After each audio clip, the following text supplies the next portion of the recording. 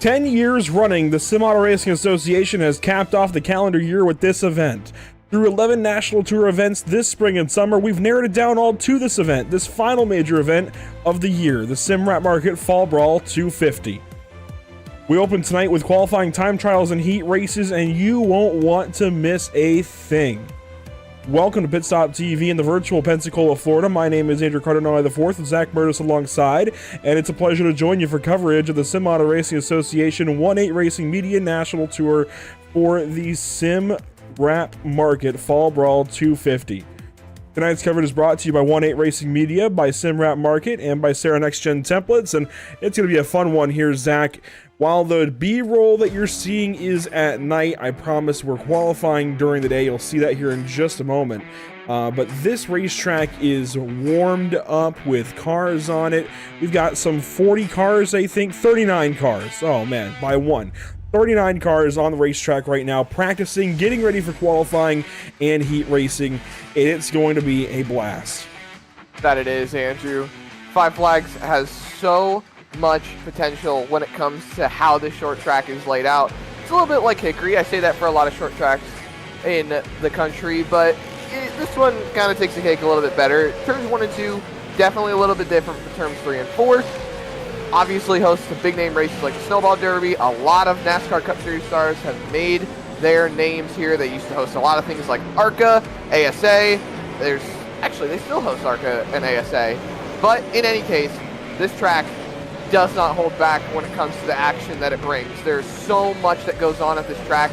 If you've watched the Snowball Derby before, you know exactly what goes on. Even the Snowflake 100 that precedes the Snowball Derby, there's so much great racing action that happens at this short track.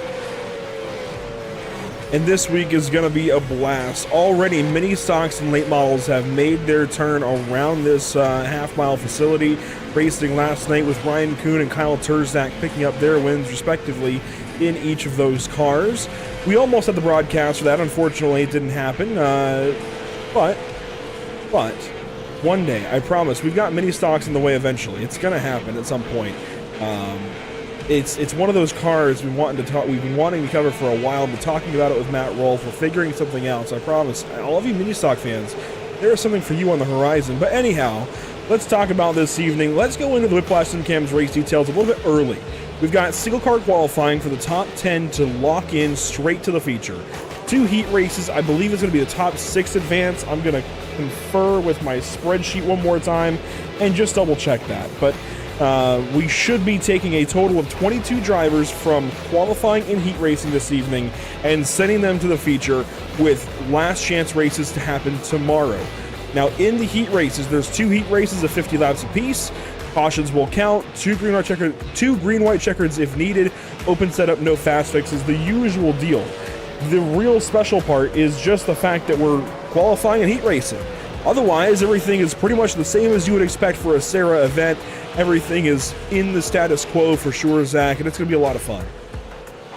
That it is. I'm excited to see just how these guys are going to fare. We got a lot of quick times coming through in the practice session right now. And one person that I don't see towards the top, Alex McCullum. He's a little bit down the running order. He's sitting just inside the top 10. Ryan Kuhn just in front of him. We got a lot of drivers that we haven't talked about before, for the most part, in terms of championship battles, towards the front of the field right now as this practice session comes to an end. You saw times there on the left side of the screen just briefly as the practice session ended. Now we've got qualifying for what'll be about, the session is set up to take as much as an hour. But we have got a qualifying order alongside. It should not take nearly an hour. We should be somewhere around the 30-minute mark for qualifying as a whole. Maybe 45. Between 30 and 45 minutes, I'd say. This should be a relatively quick qualifying session for this many cars, 39 cars to go qualify. I think this will be a relatively quick session. Matt Rolfe will lead things off, followed by Alex McCollum and Kyle Meyer at the top of the chart, and we'll end the session with drivers like Charlie Bates, Jacob Harberts, and Richie Murray at the back end of things. Waiting on the 0 of Matt Rolfe to hit the racetrack. Let's talk about points a little bit coming into this evening. With Alex McCollum on top, Cole Cabry second, Jacob Harberts third, Ryan Kuhn, Trevor Edwards complete your top 5. And you can see down the rest of the top 10, drivers like Steele Langford making moves into the top 10, Josh Parrish still hanging out in the top 10, Cameron Hamilton still in the top 10, Aaron Johnson still in the top 10. But really, it comes down to Alex McCullum and Cole Cabrey for the championship this week, and it will be decided on Thursday for this 1-8 Racing Media National Tour. And quite frankly, what I've been told is all Alex has to do is finish 18th or better, and he locks up the championship, Zach. It's not going to be a hard task for Alex McCullum. He's definitely got the know-how to do it. Not to mention, can anybody really stop him at this rate? The man has been on a tear. He's won so many of these super late model events. He's done an absolutely stand-up job to get where he's at already. And as we've got cars rolling onto the track for qualifying, I can't help but think that I think Alex McCullum has the championship all but locked up. We'll find out on Thursday night when we run the SimRap Market Fall Brawl 250. For now, it's qualifying, and that is a lap that Matt Rolfe is going to want to have back. Lap 1, bit of a mishap there, getting up to speed. Lap 2 is the lap that's going to count for car 0. Out of the great state of Maine, down the back straightaway, here's Zach. Car number 0, going to be the first one on the timing chart. 16.644 lap 1. Lap 2 should be a lot faster. It should. 865, 863 is what it finalizes to. And that is a solid lap. It very much is. And Rolfe actually came over the radio and told all the drivers that they were not to do any, as we like to refer it to, Andrew, tire cheesing. No warming up the brakes, no warming up the tires. You come off pit road, you go straight to that green flag as Alex McCullum takes his run past the green flag. He's on to his first lap. You see him working the hands, working the wheel, going through 3 and 4, Andrew. This is going to be lap number 1 on record for Alex McCullum. Should be quick time right here across the line. That's a 15.70. That will put him top of the board. 15.70, and it looks like he's going to shut it down. Going to bring it back down to the pit lane is Alex McCullum. An early run for one of our stars here in the field, going for his championship in the 1-8 Racing Media National Tour, and already has his qualifying run made. Goes to the top of the board for now. We'll see how that holds up over the course of this qualifying session. Kyle Meyer next up onto the racetrack from the shop in car number 88.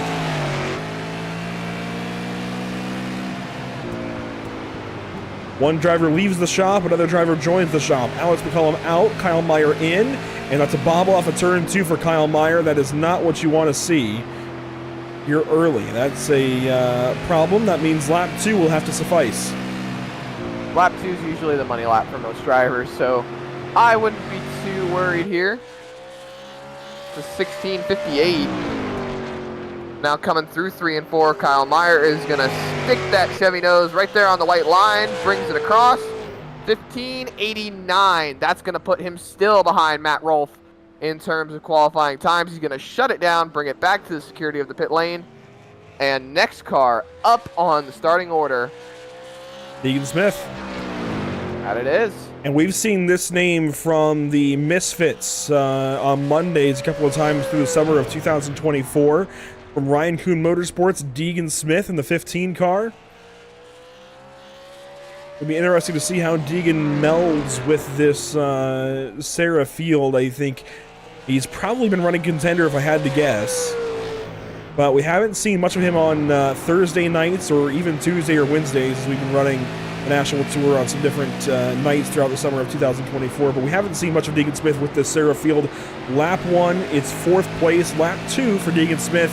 Maybe a little bit faster, maybe. No, it's slower. A 9.33 will keep him 4th place. That is unfortunate. Usually the second lap, like we said, Andrew, can be the money lap. But it looks like it's not going to happen. It's Joe Schaefer Jr. He's out on the racetrack now. This is what drivers do. They run the high line, shift up as they get the RPM rolling. This is going to be lap 1 on record for Joe Schaefer Jr. Oh, very, very loose through turn number 2. Just about sideways. You can see him working the wheel through 3 and 4. He doesn't quite get down to the white line. Off of turn 4. It's a 79. That's going to slot him in 2nd on the board. That's a solid lap. I think he'll be happy with that. Shutting I it down think right he'll there. be very happy with that lap. Second place within a tenth of Alex McCullum. That's good company right there. That it is. And now, the driver who was fastest in practice, Colin Slife rather.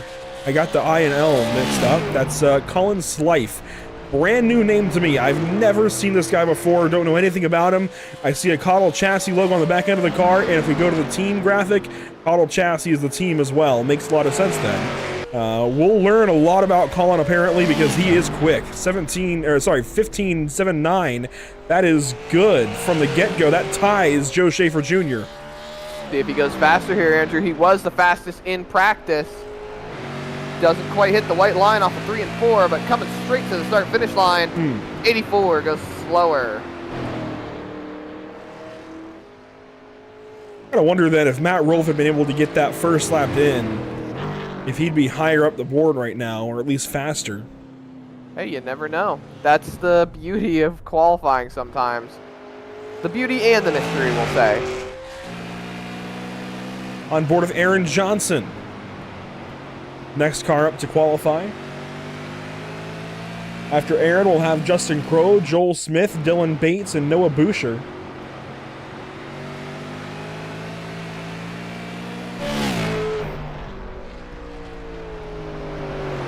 .15.815, fourth quick for Aaron Johnson.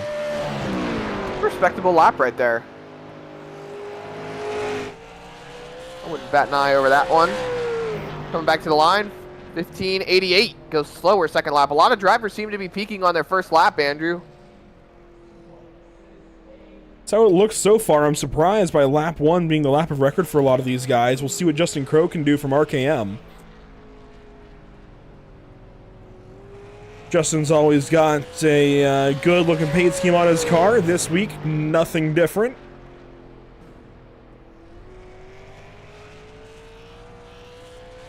From high above with the blimp, you can see the hands working through the window there. The start-finish line for lap 1. That might be the lap of record for Justin Crowe. It's a 15.87. 8.91 actually is what it finalizes to. It gives us a lap time off the get-go on the graphic, and then it finalizes a couple of seconds later. And lap 2 for Crowe, slower. Not what you want to see. Next up. Oh, I know you're a fan of this guy. Joel Smith. Popping off the pit road in that 24 Super Late model.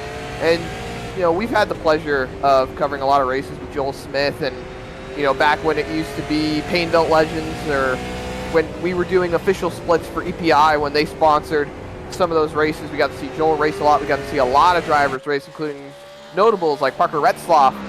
So great to see Joel still making appearances, and hopefully might be able to do a couple of things with EPI soon. See what we can do, as a 15.88 is going to be Joel Smith's first lap on the board. He's going to slot in P6. And he's going to keep it rolling for lap number 2. A lot of drivers have been shutting it down. Not Joel. He's going to keep it rolling. The highest I rating in the world on iRacing. And he's going to slot in slower for second lap once again. Wow, everyone's rolling first lap now. I think something's changing in the track. Dylan Bates going to hit the racetrack now. Dylan out of Missouri, right in the middle of the country, going to give it a shot here in Pensacola, Florida, virtually anyway. That Chevrolet Camaro missed the bottom of 1 and 2 that time. We'll see if he can get the bottom of 3 and 4 a little better.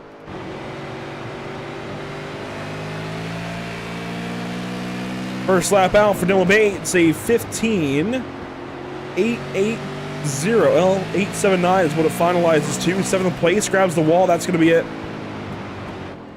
That's going to be all she wrote for Dylan Bates. Unfortunate. Another driver, once again, just peaking on the first lap. That second lap counted, but it was slower. I'm surprised that lap counted after scraping the wall. Noah Boucher hitting the racetrack in car 16 out of Massachusetts. Another one of our northeastern drivers. There are a great many of them. Northeast taking on the Southeast. Ooh, that's a little contact right there. Inside wall from Noah Boucher. Keeps it rolling, though. I wonder if this lap is going to count here, though. Lap 1, a 16. That's never good. Looks like he's going to try to keep it rolling, Andrew. Wanting to see 15s out of these guys. A 16 is not good on lap 1, and it looks like that didn't count. So a 16 again. 16.035 is slowest so far of all cars. That's the only lap time so far of record that is not sub 16 seconds. So a little bit off there for Noah Boucher. But here comes Spencer Dickinson out of North Carolina.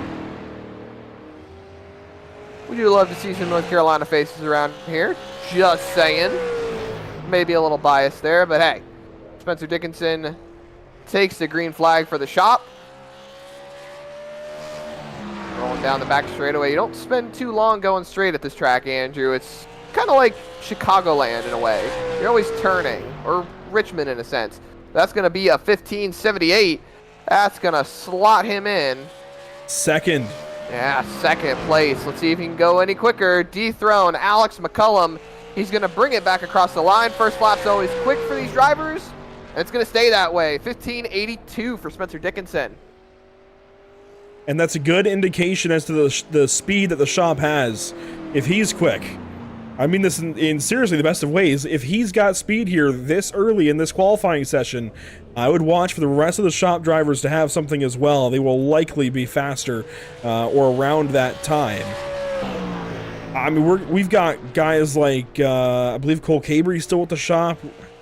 Check that, but Trevor Edwards, certainly when he goes out there, should be fast. It should be as fast or faster than Spencer Dickinson. That's a big lap time out of Spencer. Yeah, usually when we see Spencer Dickinson on track, I'm inclined to agree to an extent, Andrew, because he usually peaks later in the race, later into a run. As Parker Traves is going to pull off after sitting at 15.82. 6th place so far. Really backed myself into a corner. I was sounding like I was trash talking Spencer Dickinson. I don't mean that. That was not the intention at all. Yeah, no. I just if he's got speed early, that means the rest of the shop will as well. That's going to be interesting to see as they no longer have Alex McCullum in their fold. Going to be interesting for sure as Blake Thronberg out of North Carolina is on track. A 15.824 lap 1. It's going to be an 8.23 it looks like. He'll shut it down. 6th place. Surprised a lot of drivers are taking the opportunity to shut it down so quickly. You may as well go for the second lap, I would think. I'm no expert, though. Well, we'll see how the rest of this goes. Alex Greats out of New Jersey for RKM. We see a lot of manufacturers on these drivers' cars. I've never seen a Honda Civic headlight set on a super late model, but I don't hate it. I don't mind it at all, honestly. It's not the worst thing in the world, but I do gotta ask, Andrew. Does Kayla ever pull for the New Jersey drivers that we showcase here on Pit Stop TV? My fiance from New Jersey, I don't think that she does. Usually she pulls for whatever car is going to appeal to our son Drew, as Greats will go 5th place, and usually that's a Lightning McQueen paint scheme. So if you want a couple of fans in Broadcast HQ, this is a PSA to all drivers, run Lightning McQueen on your car, and you're going to have a couple of fans by default. Anyways, Stephen Hassett in car number 3 on the racetrack now.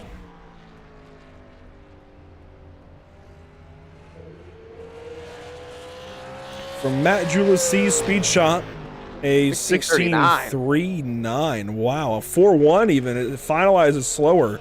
That is way off pace. That's extremely off pace right there. To the line, a little bit faster, a 16.036. He found a lot of speed there, but it's going to be an 0.20 now, still rather slow. It's going to be 15th now instead of 16th. Bumping Noah Boucher back 1 spot. That is way off pace from what we've seen for these guys. At least that lap 1. Lap 2 was a lot better, and that's promising for Stephen Hassett's race setup as well. He found something on lap 2 that was big. That he did. Now Brian Tedeschi on track. He's taking his first lap. Green flag in the air for this 29. About to come back, grab the white flag. See what he's got in the tank. A 15.61. That's going to top. Oh, no, went to an 88. Never mind. Almost. That's the wall. So close. I think he's not going to be able to get the second lap in. Yep, he's going to shut it down right here. Looks like he's 0x the wall, and that is going to pretty much be his second lap done and over with. Kieran Church going to hit the racetrack. Another 22 car this evening. From Velocity Motorsports. A new team name for me.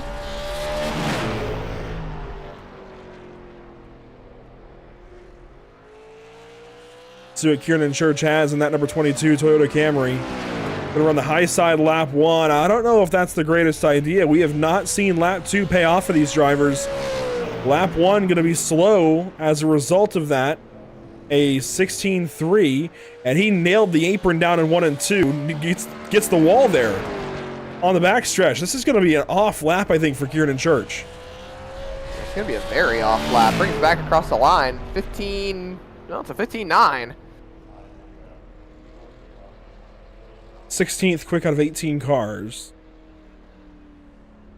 I think you've got to be sub 8.5 if you want to try to lock. Well, probably sub 8 if you want to lock into the feature from qualifying. Sub 8.5 if you want to have a good indication of speed so far. And if you draw that line right now in the field as Ben Nat'l hits the racetrack from RKM, if you draw that line in the sand, sub 8.5 would be right at Brian Tedeschi. He's got an 8.50. So sub 15.850, which Ben Nat'l goes just over that. That's going to be your top 10 currently, pretty much. Your top 9 drivers at the moment. And you probably want to be a sub 8, which is going to be 4th or better right now.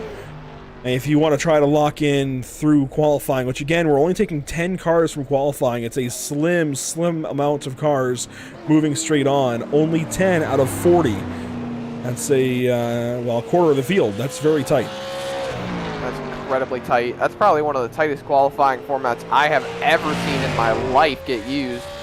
But hey, it's the run of the show. That's how we roll here at Pit Stop TV. As Pataska's on track to take his qualifying lap, see what he can put down in that super late model. Down the back straightaway into 3 and 4. Bring it back to the line. He's got to run an 8.5 at least. It's a 15.91 right now for this 23, but he's got lap 2. Let's see what he can do. Pataska, a veteran member of the Sim Auto Racing Association. Been on iRacing for a long time.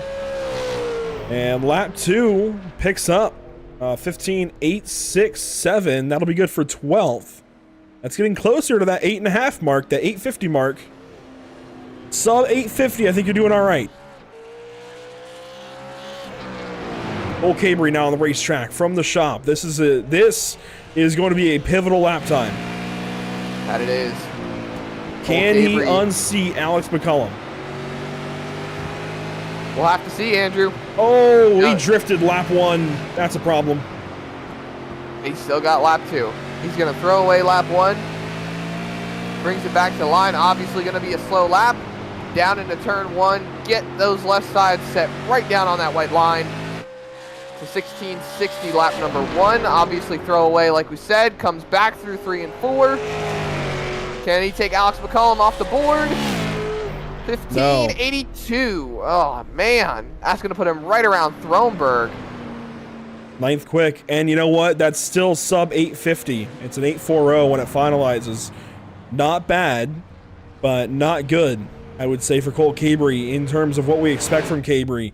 We expect jeopardy of blocking in, yes. And we expect him to be top of the board pretty much.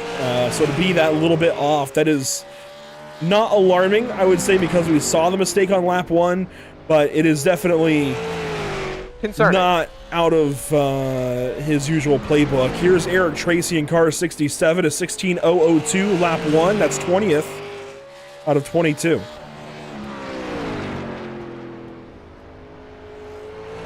Brings it back around. Lap number 2. What's it going to be? Picks up. 1593.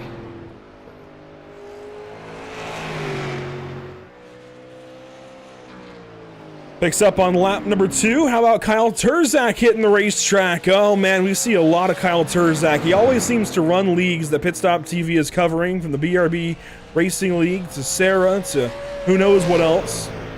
Give it time, he'll be in No Limit Racing on Wednesdays, I'm sure. He ran a little bit of Icon Cup Series as well, didn't he? He did, you're right. Well, he's going to run it high in 3 and 4, brings it down to the line to start his first lap of time. Green flag for Kyle Turzak.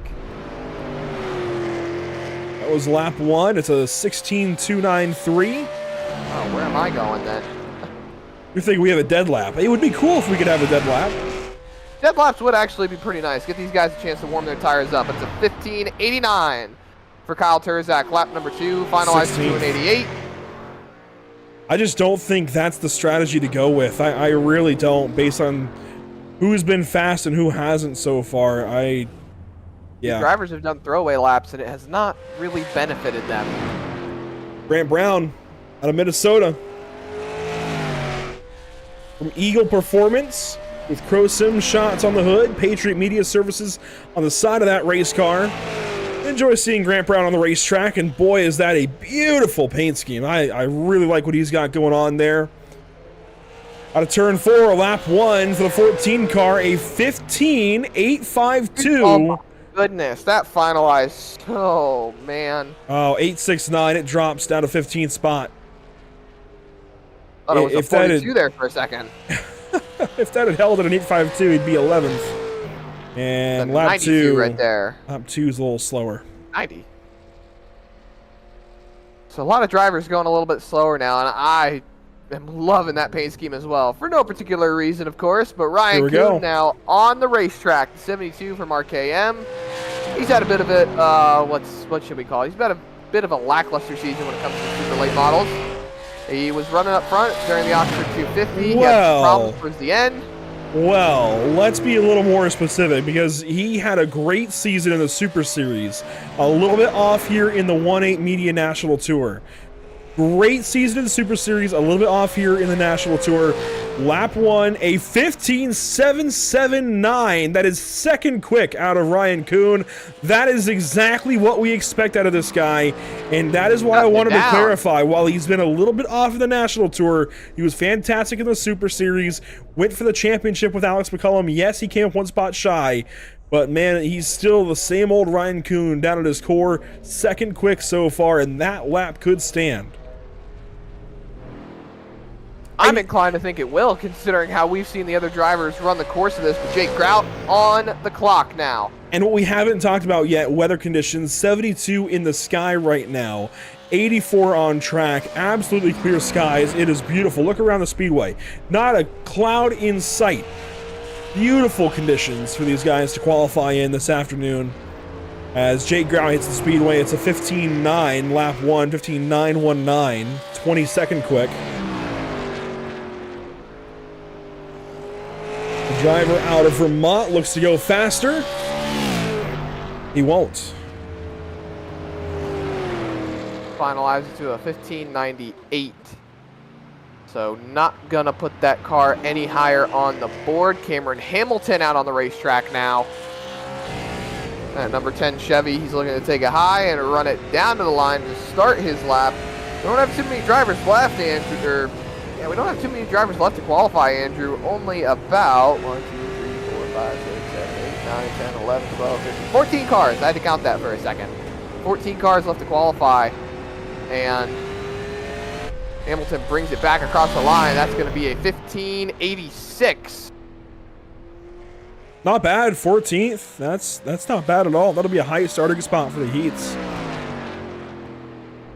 See if he can go any faster. Not Cole Cabry out of transferring in from qualifying. That's the wall. Oh, he hits the wall. That's not going to count. Gonna count.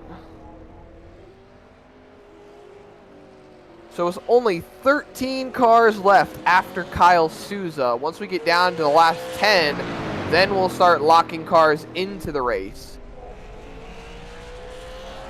And of course, we're taking 22 tonight. Last chance races will set up for a field of... Let's see. Gotta check the notes real quick.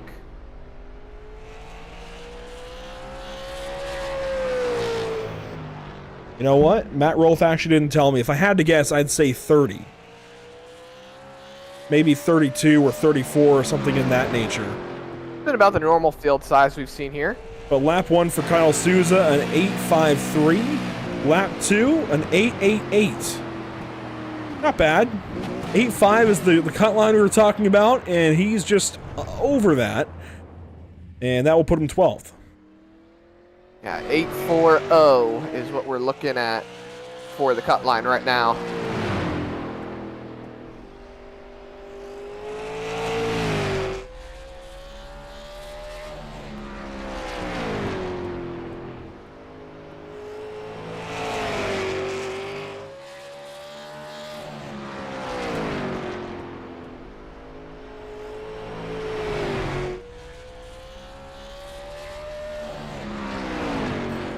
Kyle Salemi, a new driver to me, 63 car, 29th quick, a little bit off here in his National Tour debut. For the Fall Brawl 250, and the right rear just looks like it's in the ground.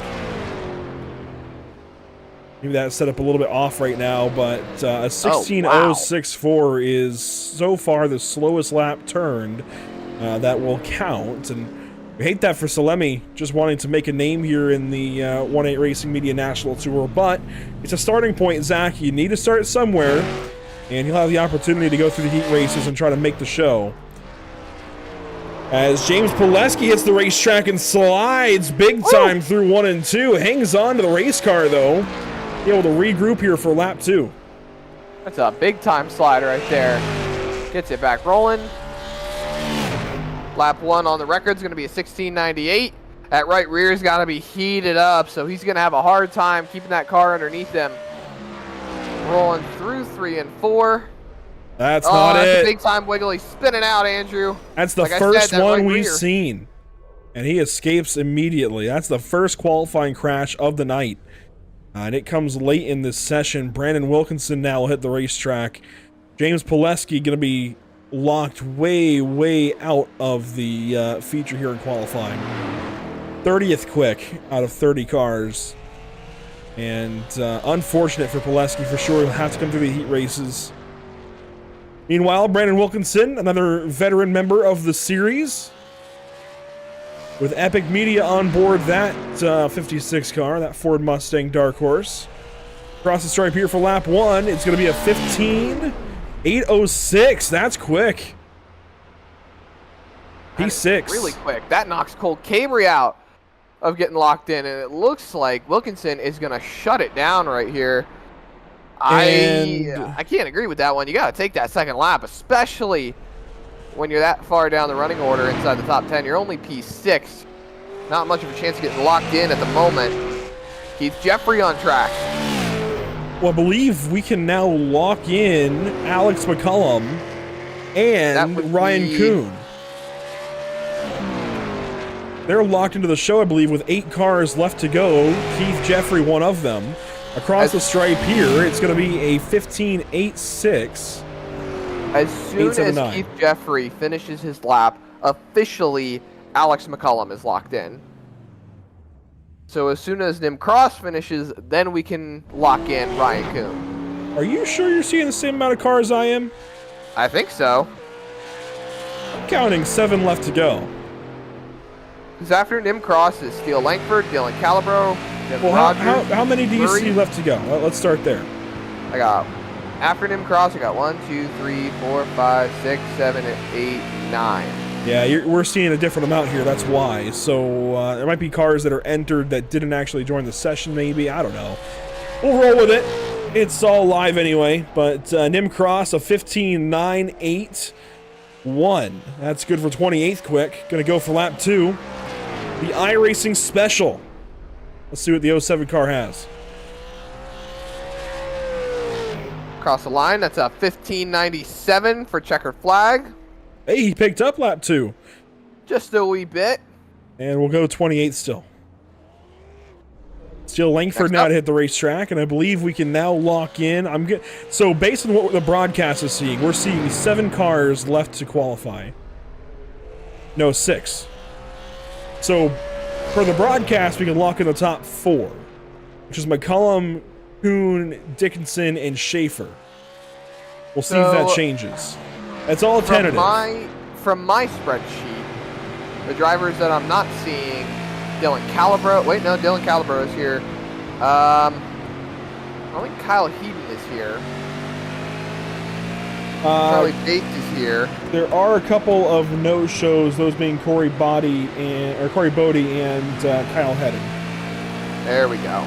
That's where the discrepancy was there for a second. As Steele Langford, best lap is a 15.85, so that's not going to lock him into the top 10.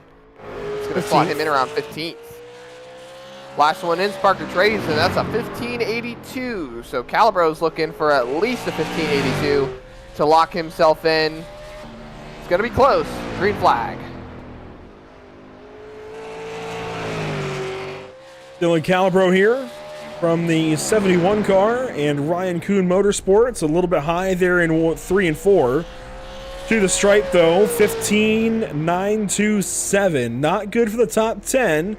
But the YachtClubSoda.com 71 goes 28th so far. Let's see what he's got for lap number 2. Around turns 3 and 4. It's going to be a 15.980. Slower.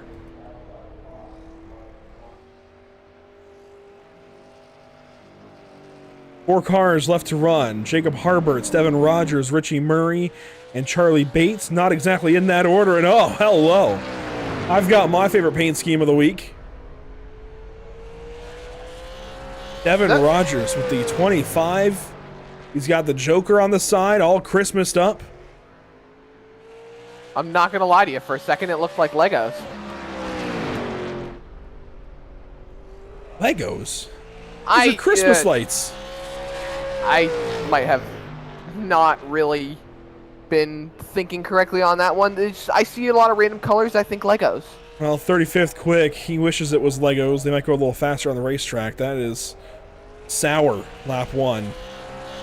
Lap 2, we'll see if it's any faster. It is. Hey, there we go. Picks up big time. A 16.144.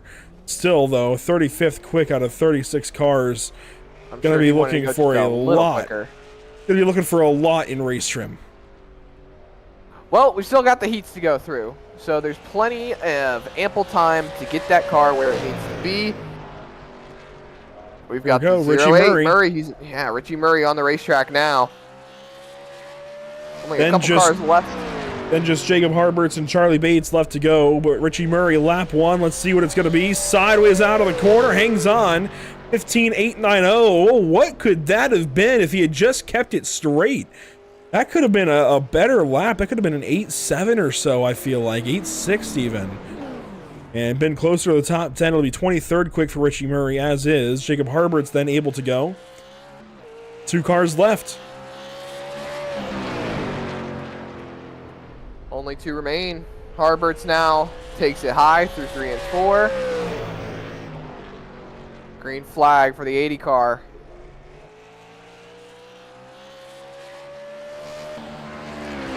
Jacob Harbert's one of the best in the series from Matt Julis C Speed Shot. Always quick in the 80 car. Goes out and puts down a 15.811. That's going to be quick. That's going to be inside the top 10 as well. That bumps Parker Traves from locking in and puts Blake Thronberg on the hot seat with 1 car left to go. It's Charlie Bates. We'll have to see how it goes for Blake Thronberg and Charlie Bates. Harbert slots in 7th. Waiting on Bates to fire up the number 34 car as our final qualifier this evening. Wants to make an entrance. Here we go.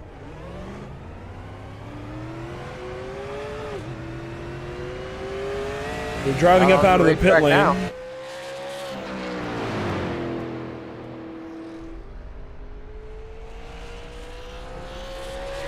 from Charlie Bates Racing, located in Wisconsin. The all-white number 34 car, final car to qualify. There's racing in Wisconsin? Slinger, man. Oh, yeah, that's right. Slinger, the Dells. Oh, yeah, there's great racing up in Wisconsin. The 15.944, that's good for 32nd quick, a little bit sour lap 1. We'll see what lap 2 has for car 34. And to the stripe. It was a little bit late to the throttle there out of turn 4, but it's going to pick up on lap 2. A 15.914 is good for 28th. And that will solidify Alex McCullum, Ryan Kuhn, Spencer Dickinson, Joe Schaefer, Colin Slife, Brandon Wilkinson, Jacob Harberts, Alex Grates, Aaron Johnson, and Blake Thronberg in the top 10 to lock straight into our show on Thursday evening. Everybody else will have to go through heat races and last chance races potentially tonight and tomorrow. Now tonight on the slate, we've got two races before we shut things down for the evening. We've got 2 heat races, 50 laps apiece here at the great Five Flags Speedway. Tomorrow night, last chance races will solidify the back end of the field. I'd imagine 8 to 10 cars or so will be locked in. I'm sure Matt Rolfe will confirm that with us here soon. In the meantime, though, Zach, let's take a look down. Let's see. Will the results work this way? Oh, yes, they will. I love that. Alex McCullum, fastest here in our qualifying session. Ryan Kuhn, 2nd place. Spencer Dickinson, 3rd. And this shows you the top 10 that are fastest. And hey, Spencer Dickinson leads all shop drivers. So I was optimistic the shop might have been faster. Maybe the track slowed down. I don't know. But they were all slower than Spencer Dickinson. That they were. Dickinson still held on to 3rd. He's going to be able to keep it for the race on Thursday. Schaefer Jr., Colin Slife, Brandon Wilkinson, Jacob Harbert, Alex Grates, Aaron Johnson, Blake Thronberg. It's a pretty stacked top 10. I won't deny. I'm excited to see how these guys are going to line up. You got Parker Traves, Cole Cabry, Brian Tedeschi, the first 3 that missed it. And you can see by the slimmest of margins, just over a 1/10 of a second, Kyle Souza, Ben Niles, Steele Langford, Matt Rolfe, Cameron Hamilton, Dallas Pataska, and Joel Smith all round out your top 20. A little deeper in this qualifying field, you'll find Grant Brown and Keith Jeffrey, Dylan Bates, Richie Murray, Kyle Turzak, Justin Crow, Kyle Meyer, Charlie Bates, Deegan Smith, and Jake Grout to complete your top 30 of cars that qualified. And it's interesting, we have a pretty tight spread. The top 10, well, we'll say, okay, so the top 6 are within a 1/10 of pole time.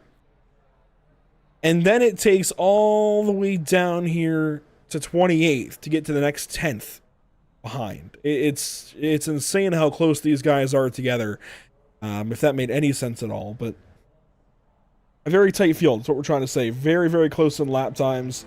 Very interesting to see how this is all going to shake out this evening with heat races. You'll see 31st through 39th here. And these are guys who are relying on heat races to move up and relying on that race trim to move up to avoid going to the last chance races tomorrow night. You don't want to be in those last chance races. I can assure you, that's not really where you want to be. Dylan Calabro, Eric Tracy, Nim Cross, Kernan Church, Stephen Hassett, Noah Boucher, Kyle Salemi, Devin Rogers. Devin Rogers is a surprise for me. I did not expect to see him 38th and 39th. James Pileski. That's really, really surprising to see that 25 down there in the 38th position.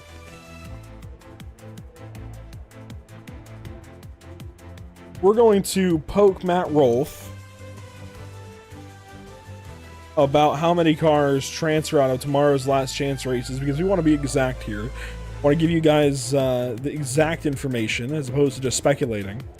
But that is a rundown through your qualifying results here at the Five Flags Speedway. Let's take a look at the schedule to see how we got here. New Smyrna way back in February that was not covered. That was the one national tour race that we have not had here on Pit Stop TV. We picked up at Hickory on March 12th, and we've continued on through Hickory, well, number 2, North Wilkesboro, Milwaukee, South Boston, Langley, Oxford, Slinger, Martinsville, and Myrtle Beach to now get here to the Fall Brawl. And you'll notice a very interesting theme here of the top late model races in the country for the most part. Most of anyways. Of course, we can only replicate so many, but you have the Hickory races early in the season with Pass that goes down there, Pass and ACT. You have North Wilkesboro with Cars Tour. You have Milwaukee with super late models and the Father's Day special. You've got South Boston, Langley, and Martinsville for the Virginia Triple Crown. You've got Oxford for the Oxford 250, Slinger for the Slinger, what was it, 250? 200? Slinger Nationals. 250. Slinger Nationals, that's what it's Slinger called. Nationals. Yeah, you were right. And I don't know why I couldn't think of that off the top of my head, but then Myrtle Beach. Myrtle Beach for the Myrtle Beach 400 as it used to be. And then here is kind of an event that has become big for the Sim Auto Racing Association.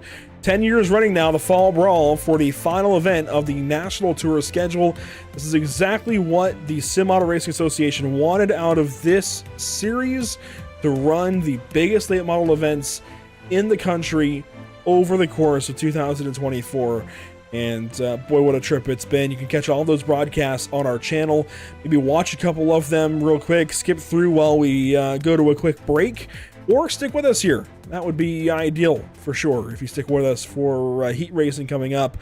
We've got to do, to break the fourth wall down just a little bit, Matt Rolfe has a whole lot of work cut out for him now. He's got to go to the drawing board and line everybody up into their heat races and set up 2 separate sessions for us to go heat racing. It's kind of like the way we used to do it back in the old days before heat racing setups, but this way we had everybody together in one qualifying group as opposed to having the run groups we saw at South Boston. So I liked what we had here.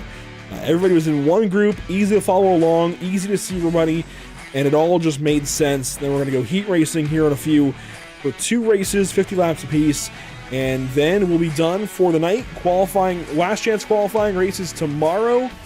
And we'll move on from there into the feature race on Thursday. But for now, stick with us here at Pit Stop TV. We'll be right back with more with racing for the night coming up very soon.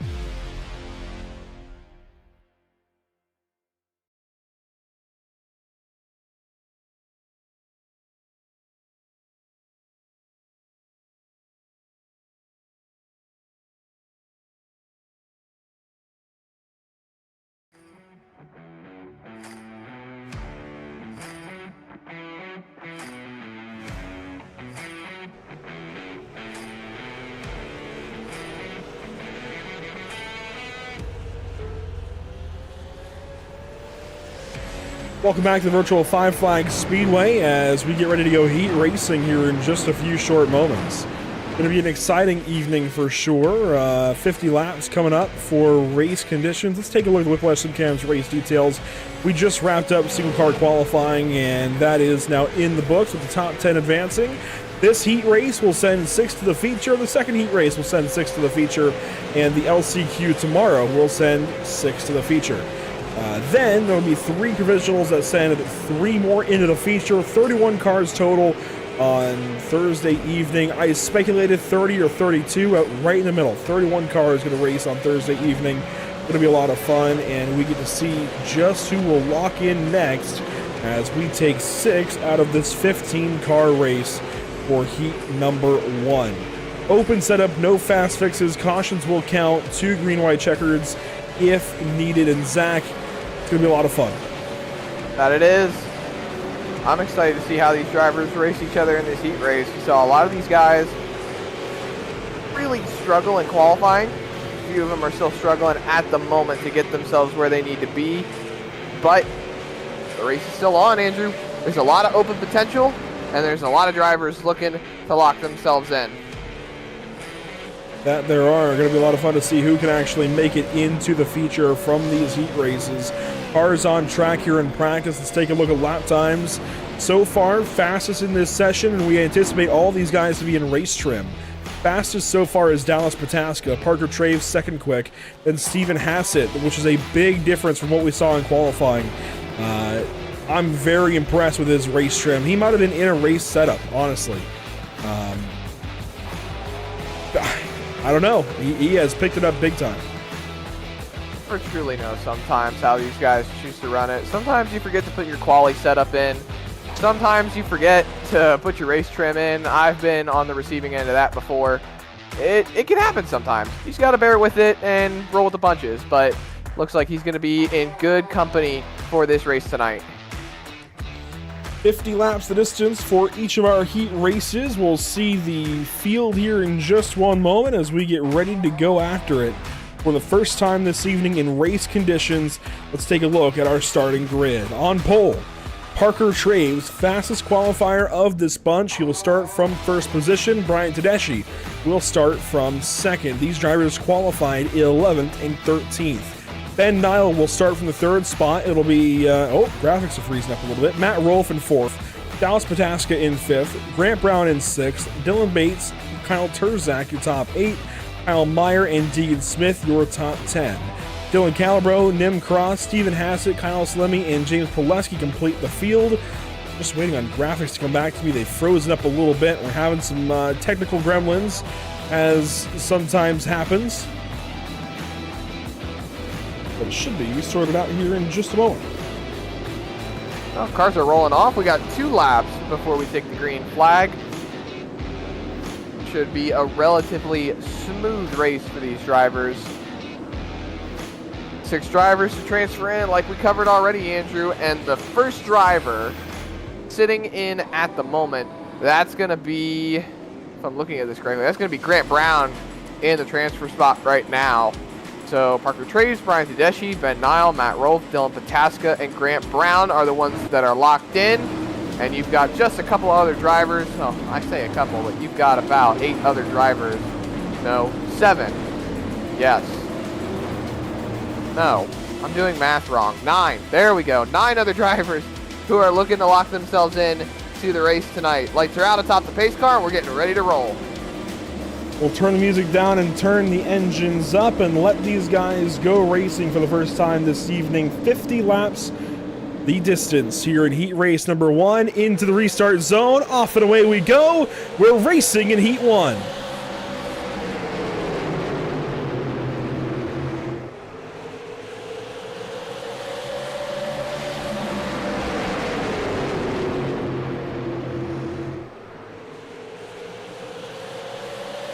Lap 1 complete, side by side for the transfer. You're going to find that's going to be, who is that on the inside? A new car to me. That's Dylan Bates down there.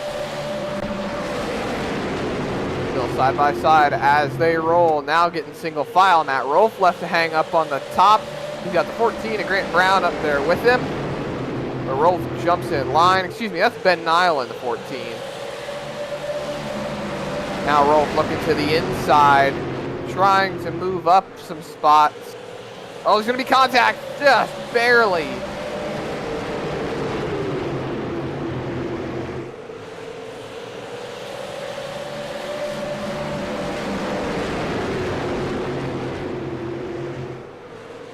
Parker Traves goes quickest as he continues to lead the field still side by side.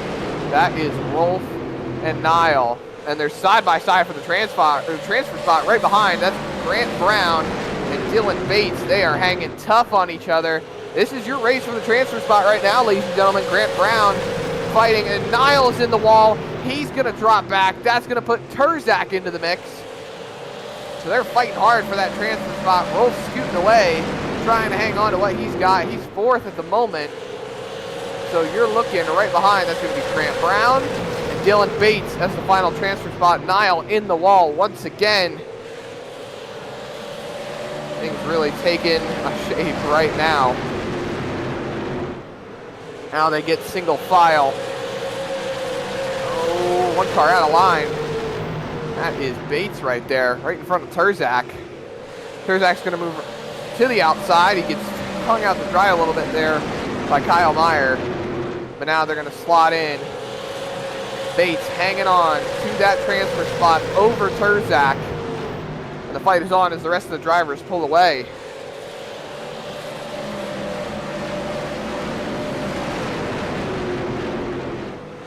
Still single file throughout the field. Nat'l up on top and Cross up top as well. They're not in the fight at the moment. Oh, Turzak, Meyer, they make contact up the racetrack. Turzak catches it. And what a save by the 15. That moves Bates clearing away in the transfer spot, but Meyer now sights set on Bates to move up. Take a look back through the field. There's Turzak after he slid back. He's right in front of Calabro.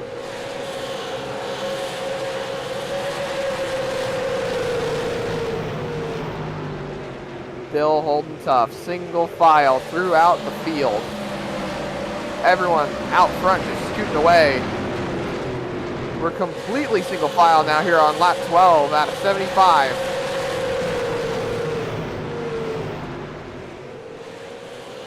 There you see a look at the front of the field. Parker Traves out in front of Brian Tedeschi. They're fighting for second right now. That's Tedeschi and Pataska for that second spot at the moment. See Pataska right on that back bumper of that 29 car.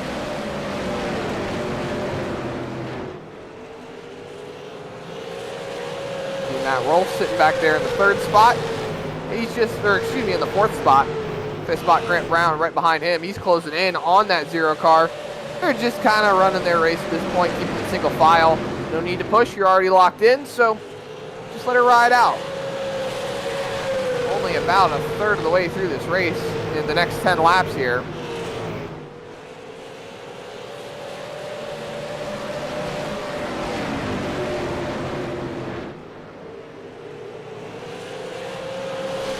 Worth mentioning as these guys run, as we're having some graphics issues in the background, stick with us through it. 75 lap, the distance for these races. That was a change made. I think this was supposed to be one of 3 heat races initially. I think that change was made to reflect that we are losing a heat, but picking up some laps. So a total of 75 laps here instead of 50. So a small change, but as we work on getting graphics back up, you'll see that reflected on the ticker. Race rolls on. That transfer spot still held on by Dylan Bates. Kyle Meyer is eyeing up that super late model of Bates, that 91 car, still hanging tough. Grant Brown right in front. He's lost Matt Rolf quite a bit. So now we've got 3 cars all almost under a blanket here lined up for that transfer spot. Dylan Bates has it. Grant Brown can lose it. Kyle Meyer wants it. Still single file. That's probably about to change pretty soon. Second, third, and fourth, all super close to each other. See Grant Brown, a little wiggle there as Dylan Bates closes in. Bates knows that he's under pressure from Kyle Meyer, and looks like Grant Brown's car is starting to fall away. And I think these guys are going to end up fighting here pretty soon, within maybe the next 5 laps or so. On board with Kyle Meyer in the 7th spot. Dylan Bates runs 6th. Laps clicking off one by one in a hurry. There is a battle up ahead. Brian Tedeschi and company. Tedeschi, Pataska, and Rolfall fighting 2nd, 3rd, and 4th. These guys in a line, able to ride around right now, knowing they're good for the moment. Not much pressure on these drivers at all. The pressure really is all on Dylan Bates.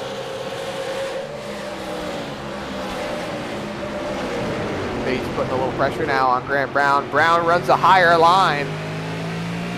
That's going to draw them a little bit closer to each other. Almost alongside there, coming off turn number 2. Looks like Brown is struggling a little bit on exit. And that's where Dylan Bates is capitalizing. Kyle Meyer's falling into the clutches of Kyle Terzak. It's the Kyle and Kyle show coming off turn number 2. They are very close to each other, separated by about a car length, but not as close as Brown and Bates are. Deegan Smith, Dylan Calabro, and Stephen Hassett all in a line right behind. Kyle Salemi runs right behind James Poleski, who's behind Ben Nile, and Dylan Bates will move ahead of Grant Brown. That changes who's on the hot seat. That it does. Grant Brown now into the transfer spot. He was in a transfer spot, but now he's in the last one as Kyle Meyer is closing in. Oh, Dylan Bates out of shape. Kyle Meyer's in the grass. That puts Smith up inside the transfer spot. Bates has dropped down to 7th.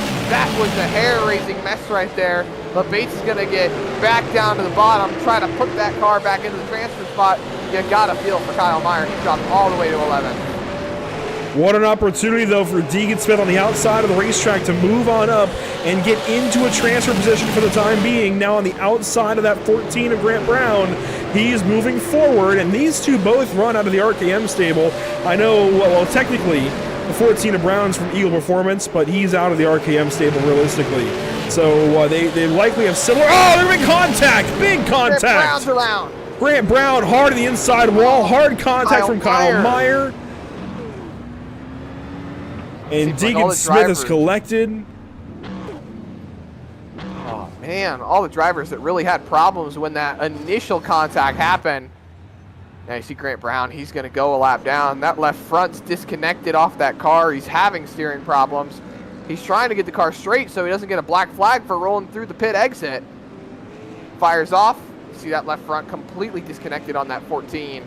Looking through race control. Looks like Grant Brown and Deegan Smith are the ones that have pit for repair flags. We take a look back.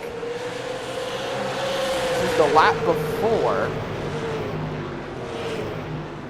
Grant Brown thought he was clear and tries to move up behind the 15 of Deegan Smith, right down here in 3 and 4. You see the 14 just kind of loses some time and tries to get in behind Smith. Not clear. And he goes around, just slides back up, and Kyle Meyer nowhere to go. Surprised he does not have a pit for repair flag as well. Interesting developments here for a lot of drivers who we thought were relative locks for transferring into the race. There's the heavy contact that disconnected the left front on that 14 car. And this is a chance you just don't want to have to take if you're Grant Brown. I mean, contact. He might not have even been trying to move in behind Smith. He just wasn't clear and made contact with the left rear of that 15 car and is going to be out of the race as a result. You know, Andrew, I think back to how you called the season finale for the Icon Cup Series. Brian Smith made mistakes in qualifying, ended up putting himself towards the back, relegated him to a really far down starting spot, not really congruent with what we see from him, and just ended up getting involved in a lot of issues. And I mean, do you see some similarities with a lot of the stuff that just happened now? You definitely control your own destiny in qualifying a lot more than you do during the race because there's so much more can happen in the race.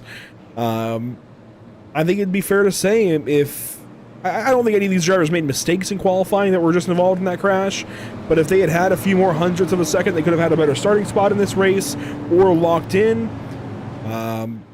it's definitely easy to make some connotations there, maybe, and draw some lines around all of that. But I think it's definitely a different situation. Brian Smith in that race made a fatal qualifying fatal qualifying error, and ended up at the back of the field where all the mess was. And that same mistake got another driver, took him out of the race. Looking through the field, Deegan Smith able to get his car fixed. He's 2 laps down. Grant Brown has taken that car to the garage. He's out of the race. And Kyle Meyer still on the pit lane getting that car fixed. We're 35 laps in. We're about to be 36. Pace car's pulling off. And here we go.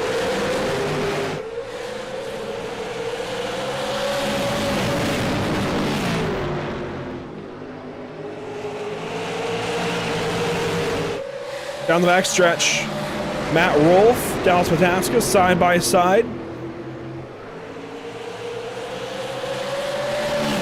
Lap complete. We're just about halfway through this heat race. Bates now back into a transfer spot, but the transfer spot, the last one that is, goes to Terzak. He's up into the 6th spot. That number 15 car, Hassett and Calabro hounded him on the back bumper. You see that 3 car hanging tough on the outside line. He's looking for a run up there to see if he can get it going, but I don't know if it's going to end up working out. Terzak comes up to cover off the line. But I don't know, Andrew. Some runs are being made up there. I wouldn't put it past any of these guys to make some moves outside. I think if you're Terzak, maybe you keep note of what these guys are doing on the outside, but you don't go up there yet. You stay steady on the inside lane and just keep running your race right now. Use the top lane on the straightaways, bottom lane on the corners, and just keep doing your thing. If you're Pataska, you want to try and move forward, of course. That you do, but you can't move too far forward when you're stuck on the outside line. You got a lot of guys up here that know exactly what they're doing with these race cars. Pataska continues to go backwards, going to move Dylan Bates up into the 4th spot. He's got the nose off the corner, but at the line, Pataska had it. And I think we got a bit of a caution going on in the background, Andrew. Problems for Deegan Smith and Ben Nat'l, it sounds like. Heard Nat'l take a swing back there. You see some damage on the front of that car. Looking through race control, nobody with a pit for repair flag right now. Ben Nat'l going to be in trouble racing with Kyle Salemi here.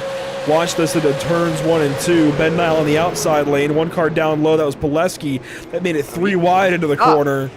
And made it 3 wide into the corner, and there was just no room. Not sure how that was a caution right there. All cars kept it straight. Nobody really had any issues. Then again, Pileski might have initially caused the caution.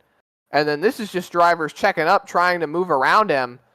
There you see, he pushes up the racetrack, pushes the 63 into the 14. And that's what sends Nat'l around. He gathers it up pretty quickly. So you got to think maybe the 93 was the one who went around on the front straightaway. Pileski here on the inside of Stephen Hassett. Got 3, no spin there. That definitely wouldn't have brought out a caution. I think it's definitely the Ben Nat'l slide. And yeah, there's the green light in behind. It was something to do with Ben Nat'l. Interesting caution right there, I'll have to say. For sure. But hey, caution's a caution. Gives these guys a chance to reset a little bit. Caution laps do count. And Nat'l brings it down to the safety of pit lane. You see his crew standing around wondering what he's there for. Not really. But I love how the iRacing crew members for cars that are not your own just kind of stand there and wave their hands around a little bit. It's fun. Hey, what's going on? What are we doing? Well, these guys should double up this time by, or maybe next time. Seems like it'll be next time by. And we're going to have less than 30 to go here in heat race number 1. They clicked off in a hurry.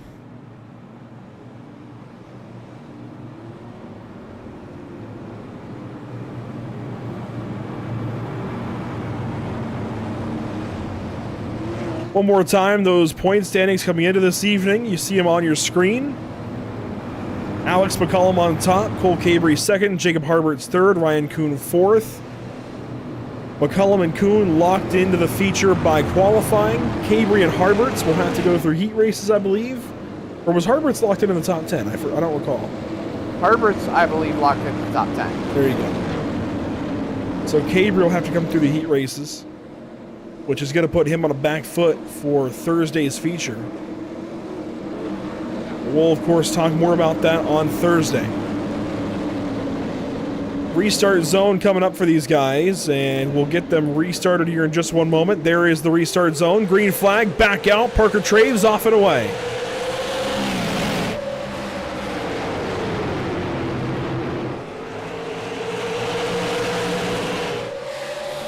Side by side, first one on the racetrack is Dylan Bates on the outside, Matt Rolfe on the inside. Then for the transfer, Pataska and Turzak. Still holding top, side by side. Turzak in the spot. Calibro wants the spot. Now Pataska into the last transfer spot. These guys are all side by side. This is exactly what Calibro wants to see. He wants them to burn their tires up so he can find a way to get in line, potentially take these spots away. Oh, Pataska almost hit a Turzak there in turn 2. Pataska checks up as a result. Nearly into Turzak again there in 3 and 4. Very close between those two. Oh, caution. We got a caution on the speedway. Deegan Smith, Ben Nat'l. Oh, man. Nim Cross involved.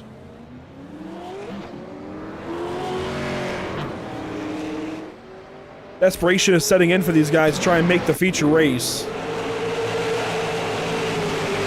Here's Nim Cross, Ben Nat'l, and Deegan Smith involved in this crash.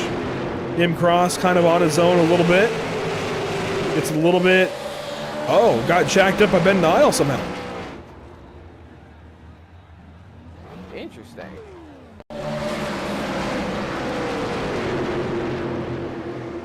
Let's slow it down, see if he checked up maybe.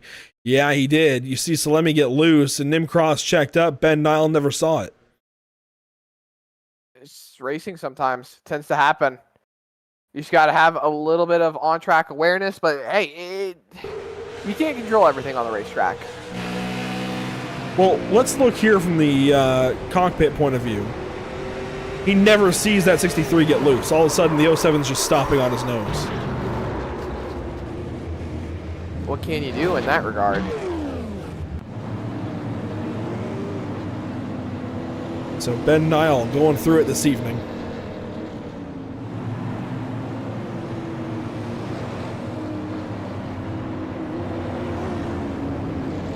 He's got his work cut out for him if he wants to get this transfer spot. A lot of work to do if the driver out of Maine wants to advance into Thursday's feature. We've just got so many great drivers. It's going to be difficult to cut them down and send some 12 or so, or I guess, is it 12? 11, I think, from signups. I think 11 cars from signups will be going home. I think we had 42 or 41, something like that. So 10 or 11 cars from the overall signups will be going home and not racing. A lot of these guys that are cut out tonight, that don't move on tonight, they still have a chance to race on Thursday. They can race in through the last chance qualifier tomorrow night. Some might rely on a provisional. There's still an opportunity, even after this evening, if you're not in the show, to potentially still make it. But of course, you want to try and do it through the heat races at this point. You want to do it through the heat races, get as high of a starting position as you can. You don't want to have to rely on a last chance qualifier. That you don't. There's going to be more cars in the last chance qualifier than there are going to be in the heat race. So it's going to be harder to lock yourself in. There are 15 cars per heat, I believe, and then there would be 18 to 20 in the last chance qualifier. Parker Traves leading the way here in heat race number 1. Wants to move in through the heats, as does the rest of the field. Let's see how the last 20 laps here go in heat race number 1. Green flag back in the air.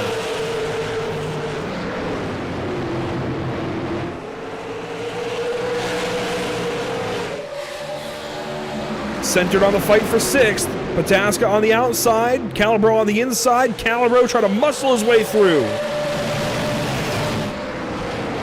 Trying. Stuck on the inside line.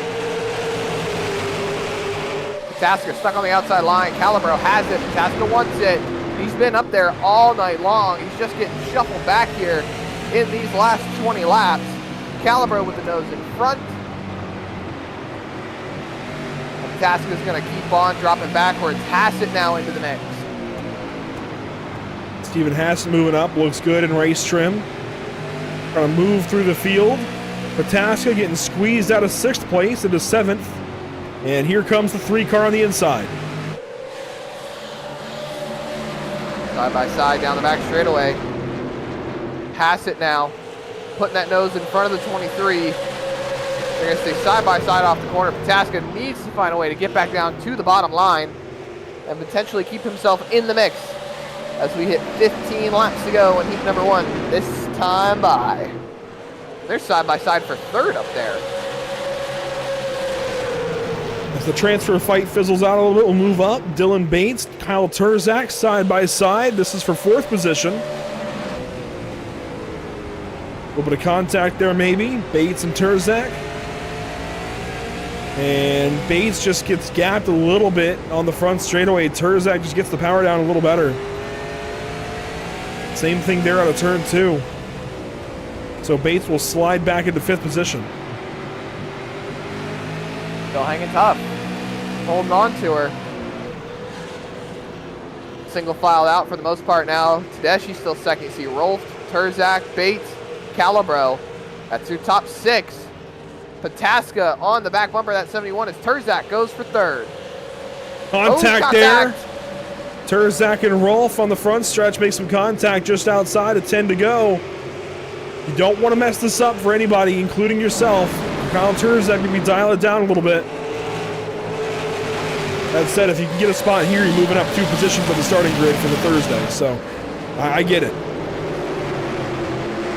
You want those positions, Andrew? You got to do what you can to get them.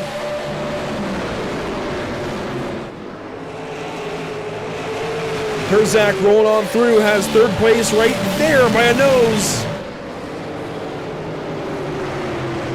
10 laps to go here in heat race number 1.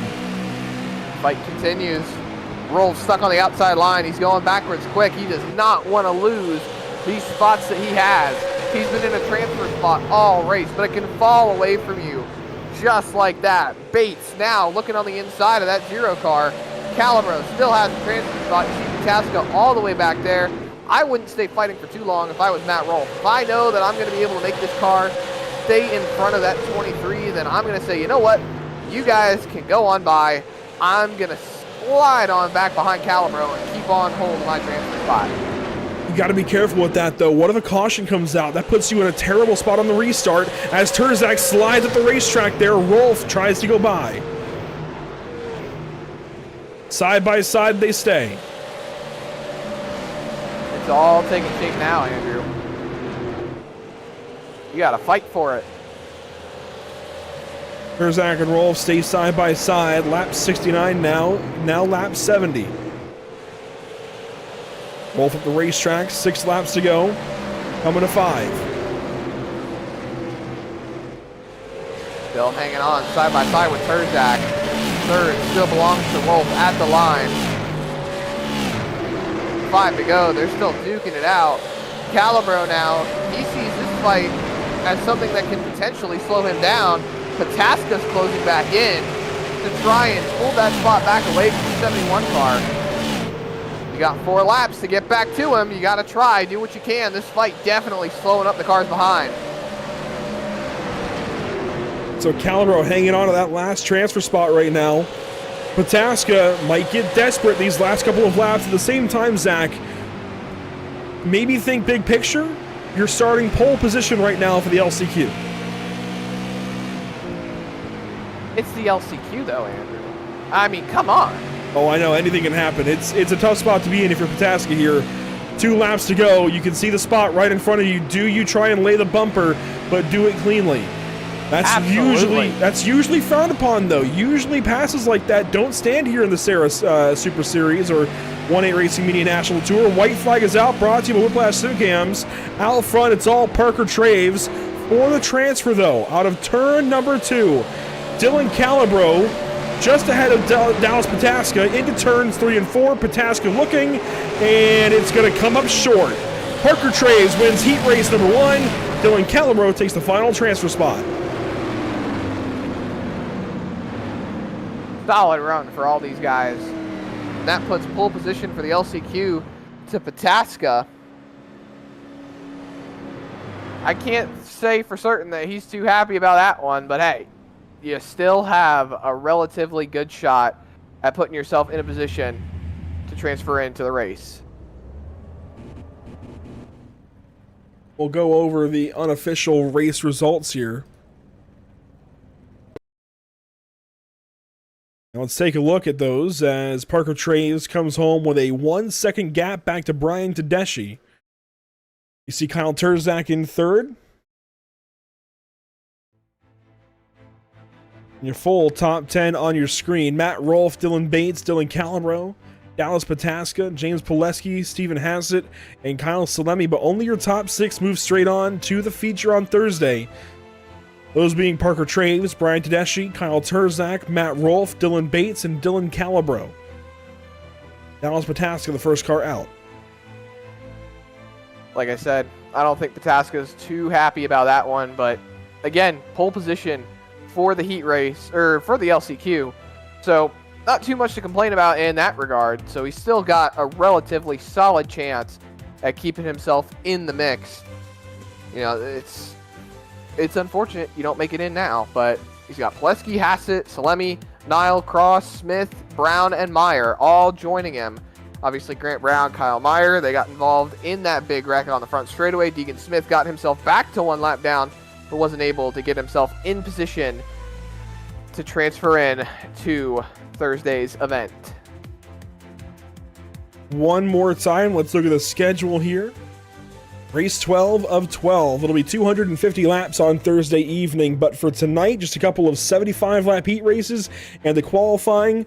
We've already gone through qualifying and won a heat race. 75 laps to go this evening before we go racing on Thursday. Well, I mean, there's still the LCQ tomorrow. That will not be on Pit Stop TV. Tomorrow night, we've got coverage of the Sim Wrap Market Series. Getting all crossed up here, Zach. The wrong graphics coming up. Here we go. This is what we want to see. The Sim Wrap Market Series. Yeah. The Sim Wrap Market Series tomorrow night from Iowa Speedway.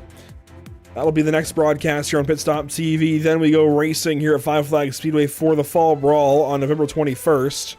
And there you go. Your first broadcast of December will be at Dover Motor Speedway for the BRB Butt Kicker Cup Series on December 3rd. That's a Tuesday. Want to make that show for sure. Getting closer to Christmas time. Well, we got to go through Thanksgiving first, Zach. That's why we have so few broadcasts coming up, is Thanksgiving really taking a chunk out of our schedule and saying no broadcasts for you. So it'll be a little bit quiet, but that's an opportunity to go back and reflect on 2024 and how we've gotten here at this point as we get ready for that final stretch of 2024 through December, beginning with that race at Dover Motor Speedway. And Zach, there's plenty of places to follow along and reflect on what has been 2024. That there are. You can go to pitstoptv.com to look at all the great stuff we've got going on here at Pit Stop TV. Facebook.com/pitstoptv. Instagram.com/pit_stop_TV. Twitch.tv/pit_stop_TV. YouTube.com/pitstoptv1. And X.com/pitstoptv_. We've got another heat race coming up, though. Stay tuned here at Pit Stop TV, and we'll be right back with heat race number 2. Well, before that, we're actually going to talk to our heat race winner very quickly. It's going to be Parker Traves, and we will bring in Driver 60 for a quick chat. Parker, obviously very quick there in heat race number 1. You lead all 75 laps, and you're now locked into the feature on Thursday. How big of a relief is that? Yeah, definitely. I think we're pretty good. We tried some things for the race for Thursday, and I think we'll be okay. We talked a little bit about some drivers trying a qualifying trim versus a race trim, maybe not knowing exactly what they had yet, and it sounds like maybe you made some changes to that race trim. Did you go the right direction? Do you feel like you have a little further to go there? Is there more tweaking to do tomorrow? What's that setup challenge like? I was pretty comfortable. Setup felt good to me. Ty's going to work on it a bit more and hopefully find some more speed so we can pick up a win on Thursday night. Clearly a very strong car already. Congratulations on this heat race win. Hopefully we're talking to you Thursday night. I hope so. Thank you. That's Parker Traves, your Heat 1 race winner. And we will shut things down for the short time being. I say shut things down. We won't be going anywhere. We'll be taking a quick break and then be coming right back with more action here on Pit Stop TV. We've got Heat Race number 2 coming up. Don't go anywhere.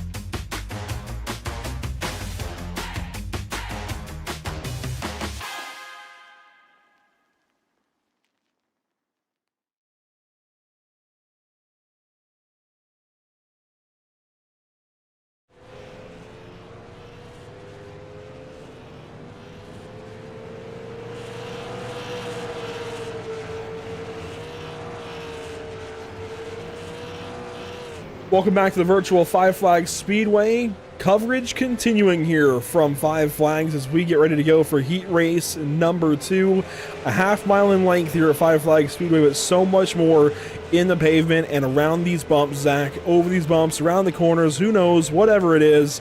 The Fall Brawl 250 is underway this week. We've got one more heat race to go. 75 laps the distance in just a minute or two. And so far in practice, oh boy is it compelling. Still Langford, Cole Cabry on top. Zach, how close are they? They are tied. Absolutely tied. And only about 5 1,000ths of a second back to Cameron Hamilton. Another 1 1,000th back to Kyle Souza. And then about 200ths of a second back to Joel Smith. That's your top 5. Charlie Bates right now, 6th fastest. That would be your 6 transferees if we were going off of speed. Oh Lord, it is getting tight. Looks like Murray just moved right in front of Joel Smith, so put that top 6 even closer together. And that puts Joel Smith. Oh man, I'm sorry, wow. Joel. I don't know. It's been a long day. All right. Work at 9 a.m. was very early, and now here at 10:23 p.m. Oh man, it's been a long day. But Joel Smith, there we go. Potentially on the hot seat. I think I was trying to mix seat and Smith. I think that's where my brain was going. But the session should advance here in just a moment, and sure enough, it will. So our warm-up session will come to a close, meaning we will go heat racing here in just a moment. And we'll meet our starting grid of 14 cars, beginning with, give it just a second to tick on over. Beginning with one Cole Cabry, fastest qualifier of this bunch. Let's take a look at that starting grid with Cole Cabry on top, Kyle Souza second place, Steele Langford, Cameron Hamilton third and fourth. To complete your top half of the field, let's go Joel Smith, Keith Jeffrey, and Richie Murray. Rolling through the second half of the field, Justin Crow. He's going to be starting off in the 8th spot. That's right. That's the first of the first half. Now you've got Charlie Bates and Jake Grout. That's going to be 9th and 10th. Rolling through the rest of the starting order, Eric Tracy and Kernan Church. 13th and 14th on the grid, Noah Boucher and Devin Rogers. And then your final 2 cars on the night. Actually, excuse me, there's only... No, that is the whole grid there, Andrew. I thought there were a few more cars. 14 cars ready to go for 75 laps. It'll be... Well, it should be a pretty clean race, and we would have said that as well about heat race number 1, and it was relatively clean, but a few cautions there. We'll see if these guys can keep it a little bit cleaner here in heat race number 2. Weather conditions, high above the speedway, 69.6 degrees in the air, 77 on track. Once again, clear skies, just like qualifying a little while ago. A beautiful day virtually for some racing here at Five Flags Speedway, some qualifying and some heat racing. Joel Smith really is on a hot seat though, Zach. To start this race off, he's starting 5th. That can quickly change. He can quickly be moved out of that transfer spot and be on the outside looking in. That he could. So many different cars could fight their way into this race tonight. It's always an open possibility when you come to these tracks. As we get the one to green right here, I don't know, Andrew, I wouldn't count him out just yet. Like I said, he's got the highest I rating in the world. It's always worth mentioning with Joel. He was the youngest driver to do it. He's got a lot of potential in that seat, and I think there's going to be a lot of cars that are going to give him a good fight tonight. Well, here we go. 75 laps, 14 cars, ready to go for heat race number 2. Into the restart zone, the iRacing.com pace car pulls away, and we are green flag once again. Immediately caution is out, though.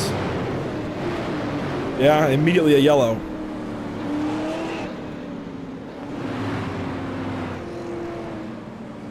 And I'm unsure as to what happened.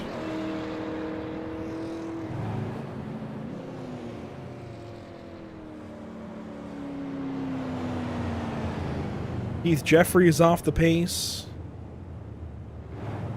I don't think it involved him, though. Keith is just coming across the board saying that he's been having power issues. You know what? I think it did involve him. Watch this. Didn't even realize what was going on here on the start of the race. Was looking across all my monitors, and he pulled off quickly, hit the wall, and came to a stop, and that's going to prompt the yellow. He towed right to the pit lane.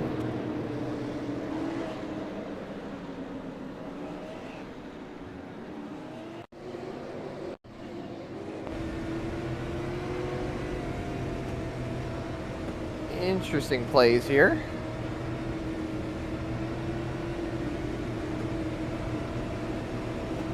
So something going on for Keith Jeffrey. This was as we were coming to the green flag. Put it in the wall and towed immediately.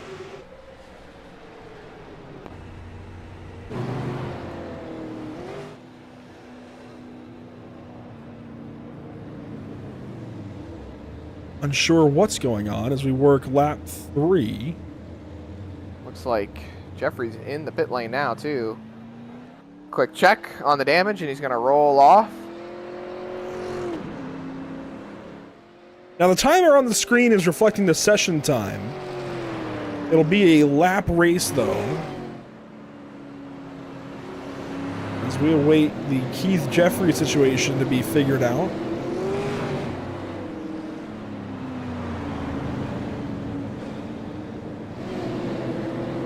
Must be okay now. He went past the pit lane that time. That's good. That's making progress here for the Keith Jeffrey situation as we stay under caution. We should get the 1 degree signal this time by and send these guys around.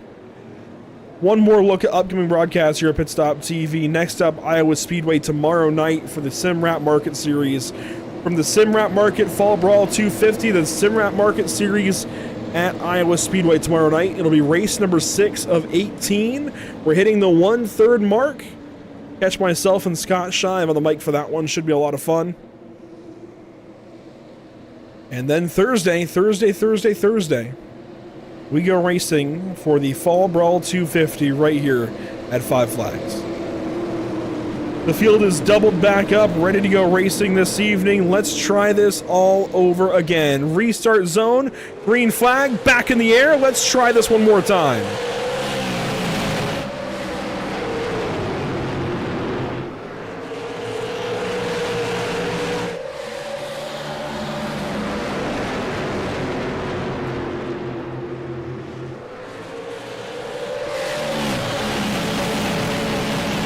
And we get on through that first lap of green flag racing A-OK.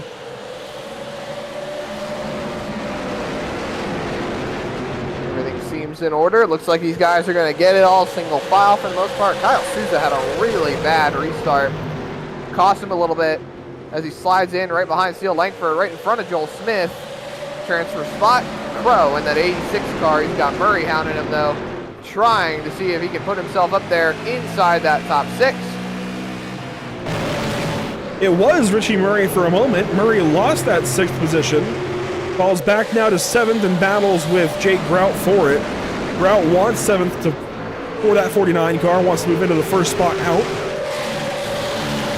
As Kyle Souza and Steele Langford start to race. A little separation amongst the top 5. Murray trying to point that car forward, get himself locked in to that 6th spot. He's having a heck of a time trying to put that car up there. They still stay side by side. Oh, Richie Murray got the wall that time out of turn 2. The 08 car sliding back into 8th now, tries to pull the crossover move, gets down to the inside, but not alongside the 49. Jake Grout takes that 7th position outright.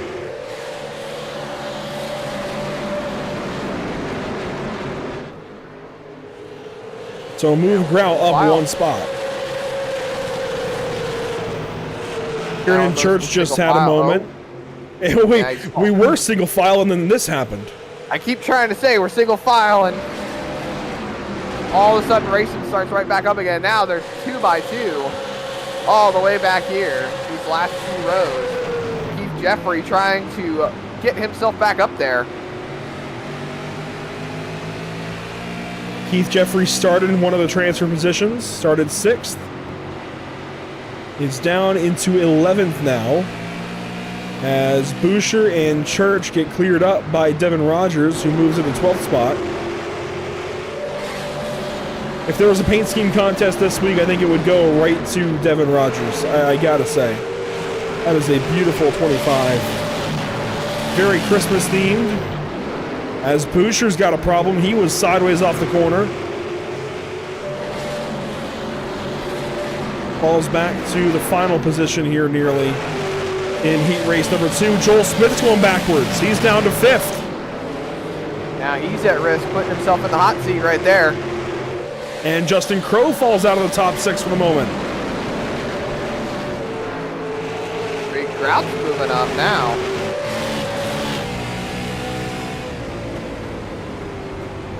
Crowe and Grout fighting it out for that 6th spot. Give it to Crowe. Put on the straightaway, give it to Grout. They're really going at it for this transfer spot. No holding back.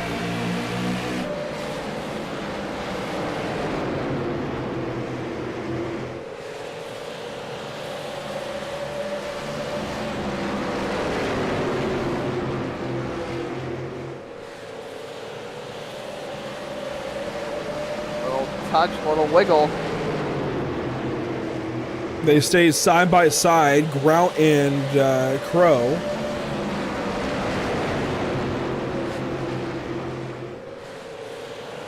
Nothing changing. Grout, though, lose that time. They stay in lockstep formation. You say nothing changing, but at this rate, everyone's all over trying to see if they can take advantage of the fight going on in the front. Grout's just going to end up burning tires up, and it looks like Crowe is going to get clear. Now Richie Murray looks in, but Jake Grout covers off the spot, hangs on to 7th.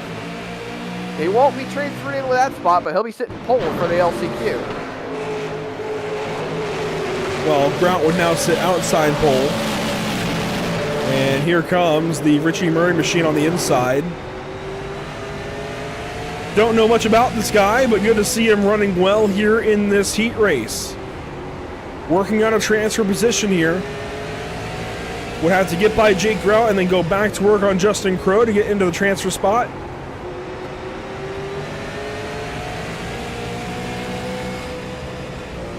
I always love this angle. I love showing it off. You can see the driver on the left side of the screen. You can see the car on the inside right in your living room. I love this camera so much. It shows you so much while at the same time being so simple.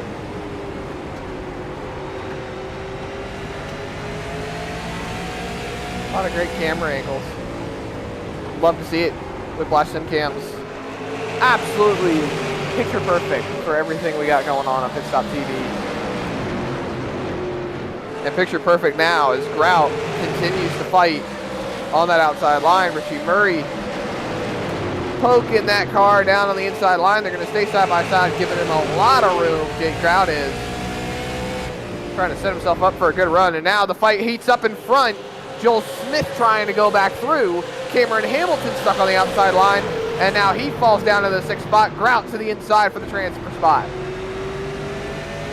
Big problems there for Cameron Hamilton. He will just get clear, maybe, of Jake Grout into turn 3. Grout sticks the nose down there, stays alongside of the 10, and now will have to relent.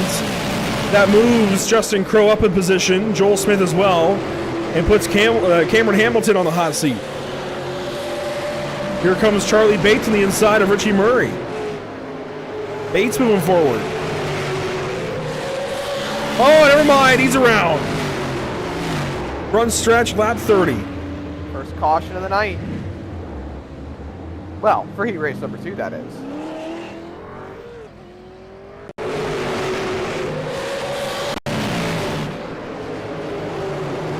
We'll get a full replay here.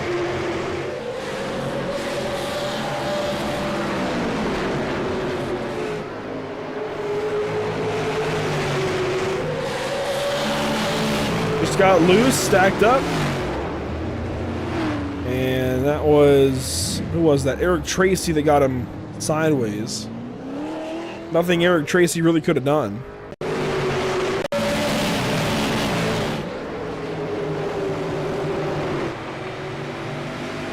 board now. Eric Tracy. You see the 34 right in front. They're side by side.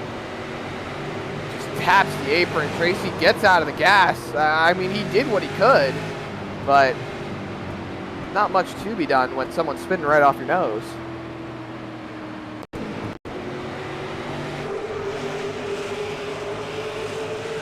One more look back at it.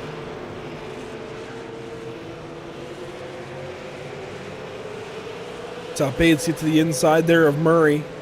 Poke his nose down low. And just got free running the very bottom side of the racetrack. Stacks up, gets hit by the 67 who goes on by. Just a small mistake like that can take you out of the running very easily. We've seen it all too many times. And Tracy's going to go to the rear in all of this. I'm surprised. I think he actually took responsibility for that incident.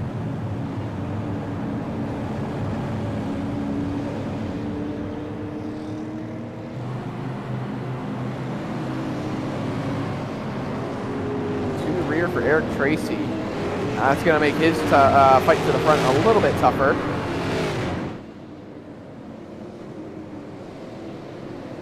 We'll double him up and go Matt Green. Still Langford in that lead position. Hello. Did Cole Cabrey choose the outside? He must have. Looks like it. He's got Joel Smith right behind him. Kyle Souza right behind in third. Pace car's pulling off. And we are back. Green flag racing here at 5 flags. Langford with the launch tells me he was the race leader at time of caution. We must have missed something there between Langford and Cabrey.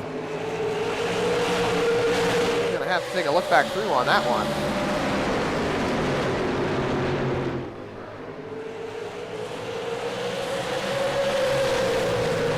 We're busy covering the transfer spot. Things happen up ahead. So now the running order is Langford, Cabrey, Smith, and Souza, the top 4. Looking back at it, lap 27, Steele Langford. Cabrey just ran it high and pretty much told Steele Langford, you can go on by, you can have it, do what you want to do. I am comfortable right now.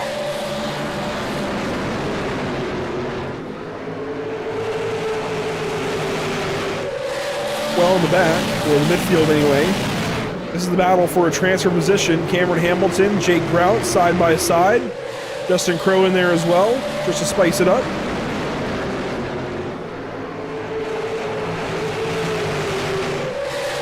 Grout in that red 49 is the first car out. He's fighting for it. He's doing everything he can. Fighting in front of him. Hamilton, Crow, fighting for that last transfer spot. A little bit of contact. Now you look on that outside line, right behind Cameron Hamilton. That's Richie Murray. Keith Jeffrey now, he's fought his way back into it with the caution.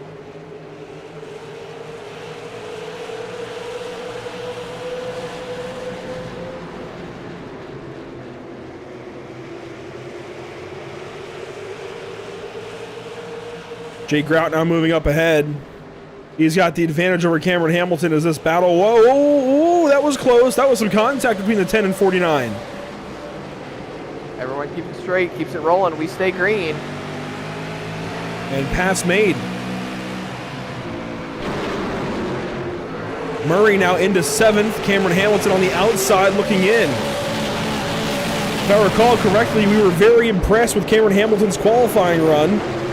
Now, in the heat race, he could be out. Let's not forget, too, Hamilton started 4th. He started with a transfer spot, and he's just been going backwards now. He's down to 8th. So he's lost 4 spots on the starting grid.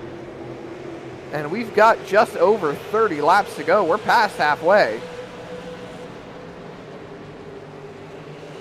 This time by will be 31 laps to go in heat race number 2. A whole lot of single file through the field. Keith Jeffrey now on the back end of Cameron Hamilton. First car out, that's going to be Richie Murray in the 08. But outside pole for that LCQ. Like we said though, Andrew, you don't want to be stuck in that LCQ. You want to be safe and secure and transfer in now unless you've got yourself a provisional, you've got a reason to fight right now.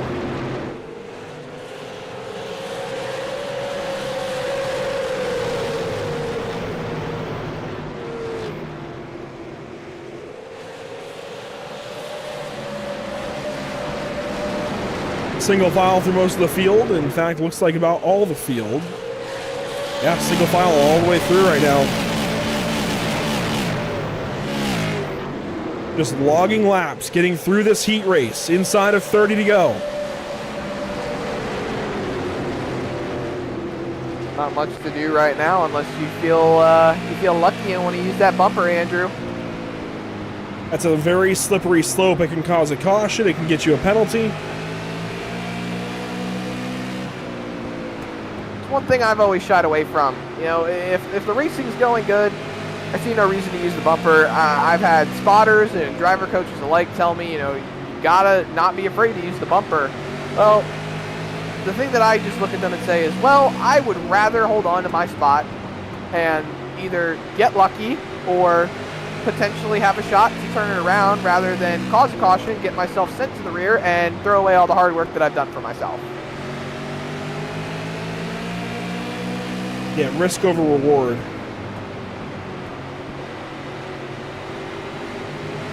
That's a difficult equation to play with as we hit 24 to go now.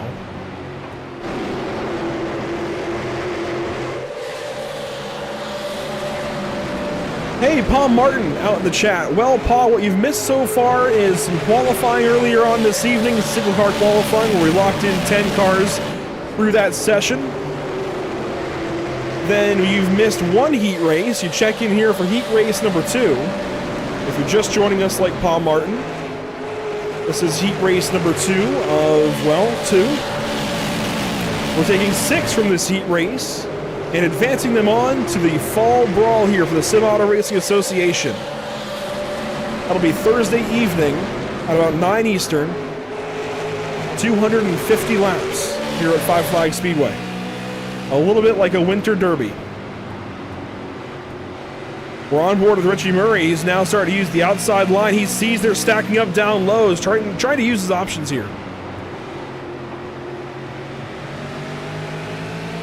As the fights roll on, you just gotta let these guys really burn their tires out to put yourself in a better spot moving forward. That transfer spot is right there in front of him, Andrew. You got to think with 20 laps to go, now 19 to go, he's got to be thinking about when he might be able to make a move, if there's going to be a mistake out of crowd, if there's something, some way, shape, or form that he could potentially put himself into the show. He's got to be thinking about it, Andrew. You know he's got to.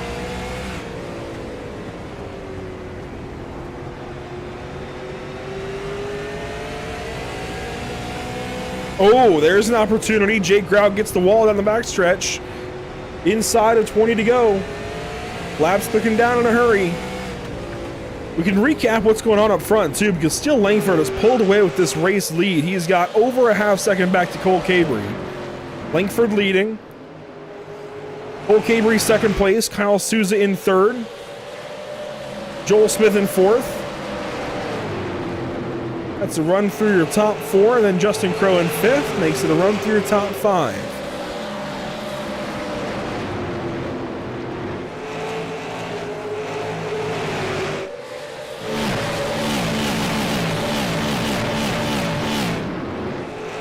You see Murray still trying to use the outside lane.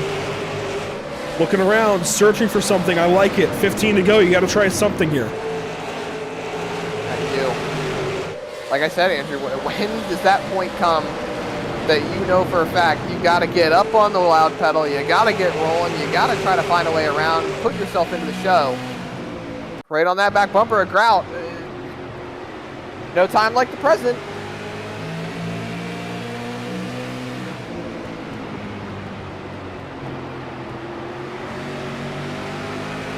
From the back bumper of Grout's machine, looking back at Richie Murray.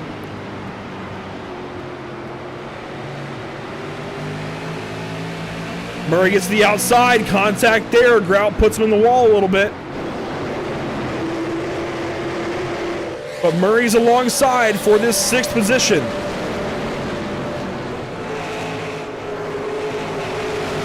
Starting to take shape here. And he's taking that line away on the straightaway. This is actually holding the 49 back a little bit. This could be enough to get the spot away. He's got his nose ahead.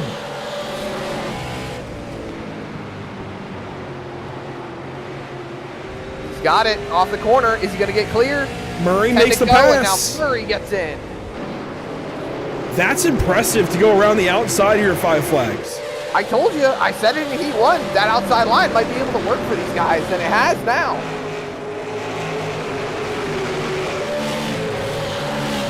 Oh man, Jake Grout, you can tell he's heated.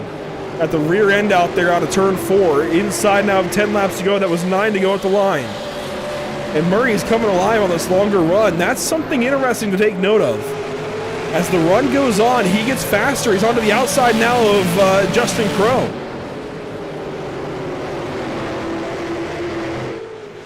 Might have done something by saving them tires, by holding on to it. Absolutely. Tire saving mixed with some long run speed here. Working out nicely for that number 08. That Grout was sideways. He's got to push to get back up there. He sees them fighting side by side. That's his opportunity to close the gap back in. This is the fight for 5th. There's Grout reeling them in. You got 6 laps to go here, Andrew. The fight's on.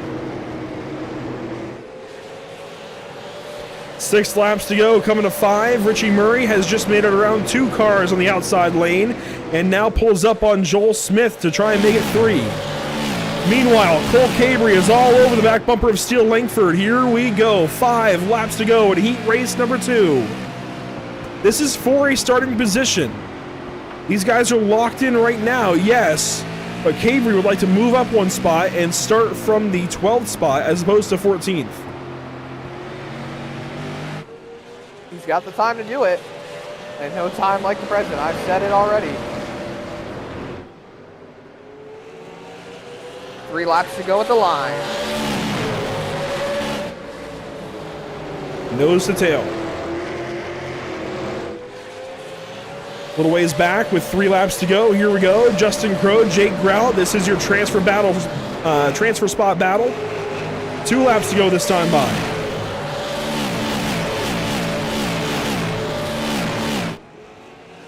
Well, Cabry right on the back end of Steele Langford here. Looks to the inside in turn 3.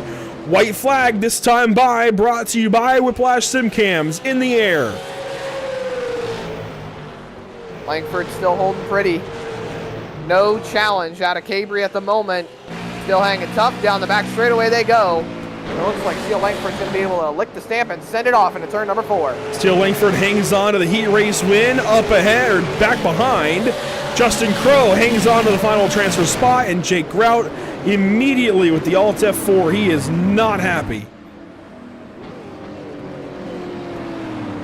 Can't blame him. Well, that's the kind of stuff you've got to get used to in racing. You're not always going to win. You're not always going to be the one in. And how you handle that speaks a lot about a lot of things. We'll just say that. But Steele Langford with the heat race win. We'll park it down on the pit lane and we'll be talking to him shortly. Let's take a look at your unofficial race results here in heat race number 2. With the heat race win, Steele Langford, car number 33. A solid effort to win it over Cole Cabry. That's not easy to do in any way, shape, or form. He comes home with that heat win. He'll start from 12th on Thursday. Cole Cabry second, Kyle Souza third, then Joel Smith, Richie Murray. So impressive here in this heat race. Richie Murray with that 2 passes around the outside over Jake Grout and Justin Crowe, and that is what Jake Grout's upset about. But Richie Murray transfers on and Justin Crowe transfers on. Jake Grout out so far. He's got to go through the LCQ tomorrow night. Cameron Hamilton, Keith Jeffrey, and Devin Rogers will have to do the same. They will.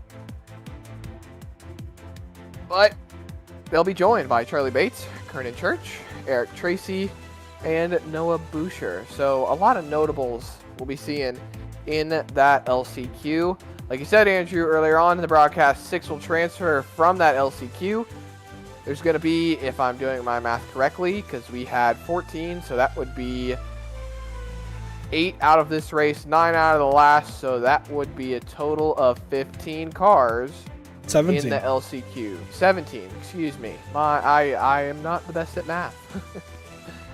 Let's bring in Steele Langford after winning heat race number 2 very strongly over Cole Cabry. Were you concerned at all those last few laps? Maybe he would lay the bumper to you or try to dive up the inside? I mean, how close was that? It was pretty close. I was getting pretty tight there, but I knew Cole. He's pretty smart. He wasn't gonna do anything that was gonna put us in jeopardy of missing the race. So you get this heat race win and solidify your place in the Fall Brawl 250 this year, and you'll be starting from the 12th spot as well. That's not bad at all for 250 laps. How do you feel for your efforts, and how do you feel about Thursday night?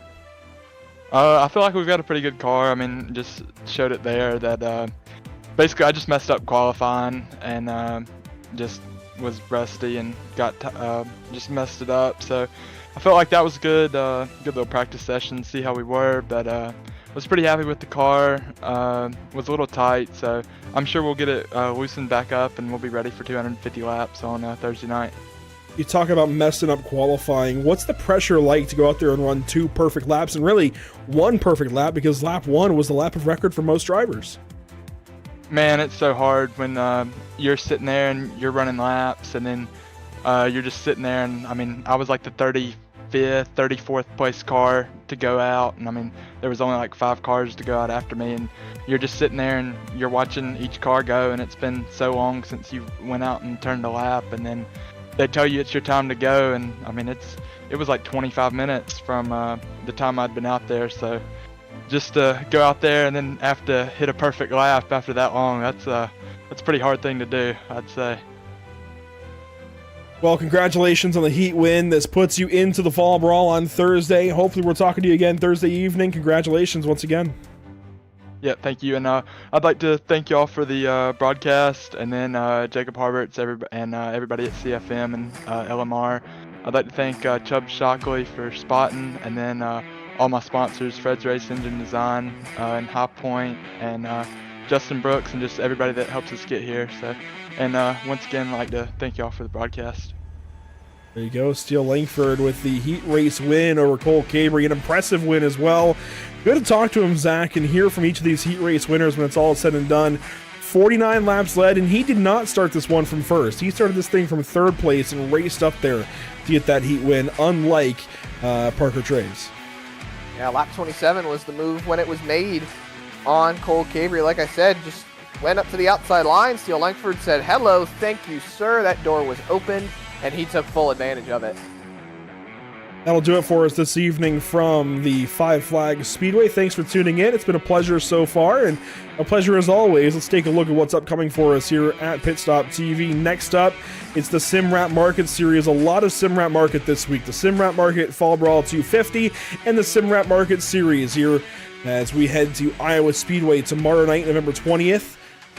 Meanwhile, these guys will still be racing tomorrow night for the LCQ and figure out exactly who will be making up the rest of the field this week for the Fall Brawl. But we'll see you at Iowa tomorrow night, 7:45 Eastern. Should be a lot of fun. And Thursday, there you have it, the Fall Brawl 250, the SimRap Market Fall Brawl 250 on Thursday evening, this November 21st. Should be a lot of fun. Do not miss it. It'll be exciting. 250 laps here at Five Flags Speedway. And that'll be the final broadcast of November in 2024. Then we'll see you in December, on December 3rd at Dover Motor Speedway for the BRB Butt Kicker Cup Series. That should be fun as well, Zach. And it will. Can't wait to be back with those guys. They got a great action-packed season ahead of them. So many great places to follow along. PitStopTV.com, Facebook.com/PitStopTV, Instagram.com/PitStopTV Instagram.com/Pit_Stop_TV, Twitch.tv/Pit_Stop_TV, YouTube.com/PitStopTV1, and X.com/PitStopTV_. Got them a little mixed up there for a second, but, you know, it's the muscle memories coming back to me. Fighting the stomach virus, so cut me a little slack tonight there, Andrew. Hey, we will. But that'll do it for us this evening from Five Flags Speedway. Thanks for tuning in. We'll see you all next time here at Pit Stop TV with the Iowa Speedway and the Sim Rap Market Series tomorrow night. We'll catch you there.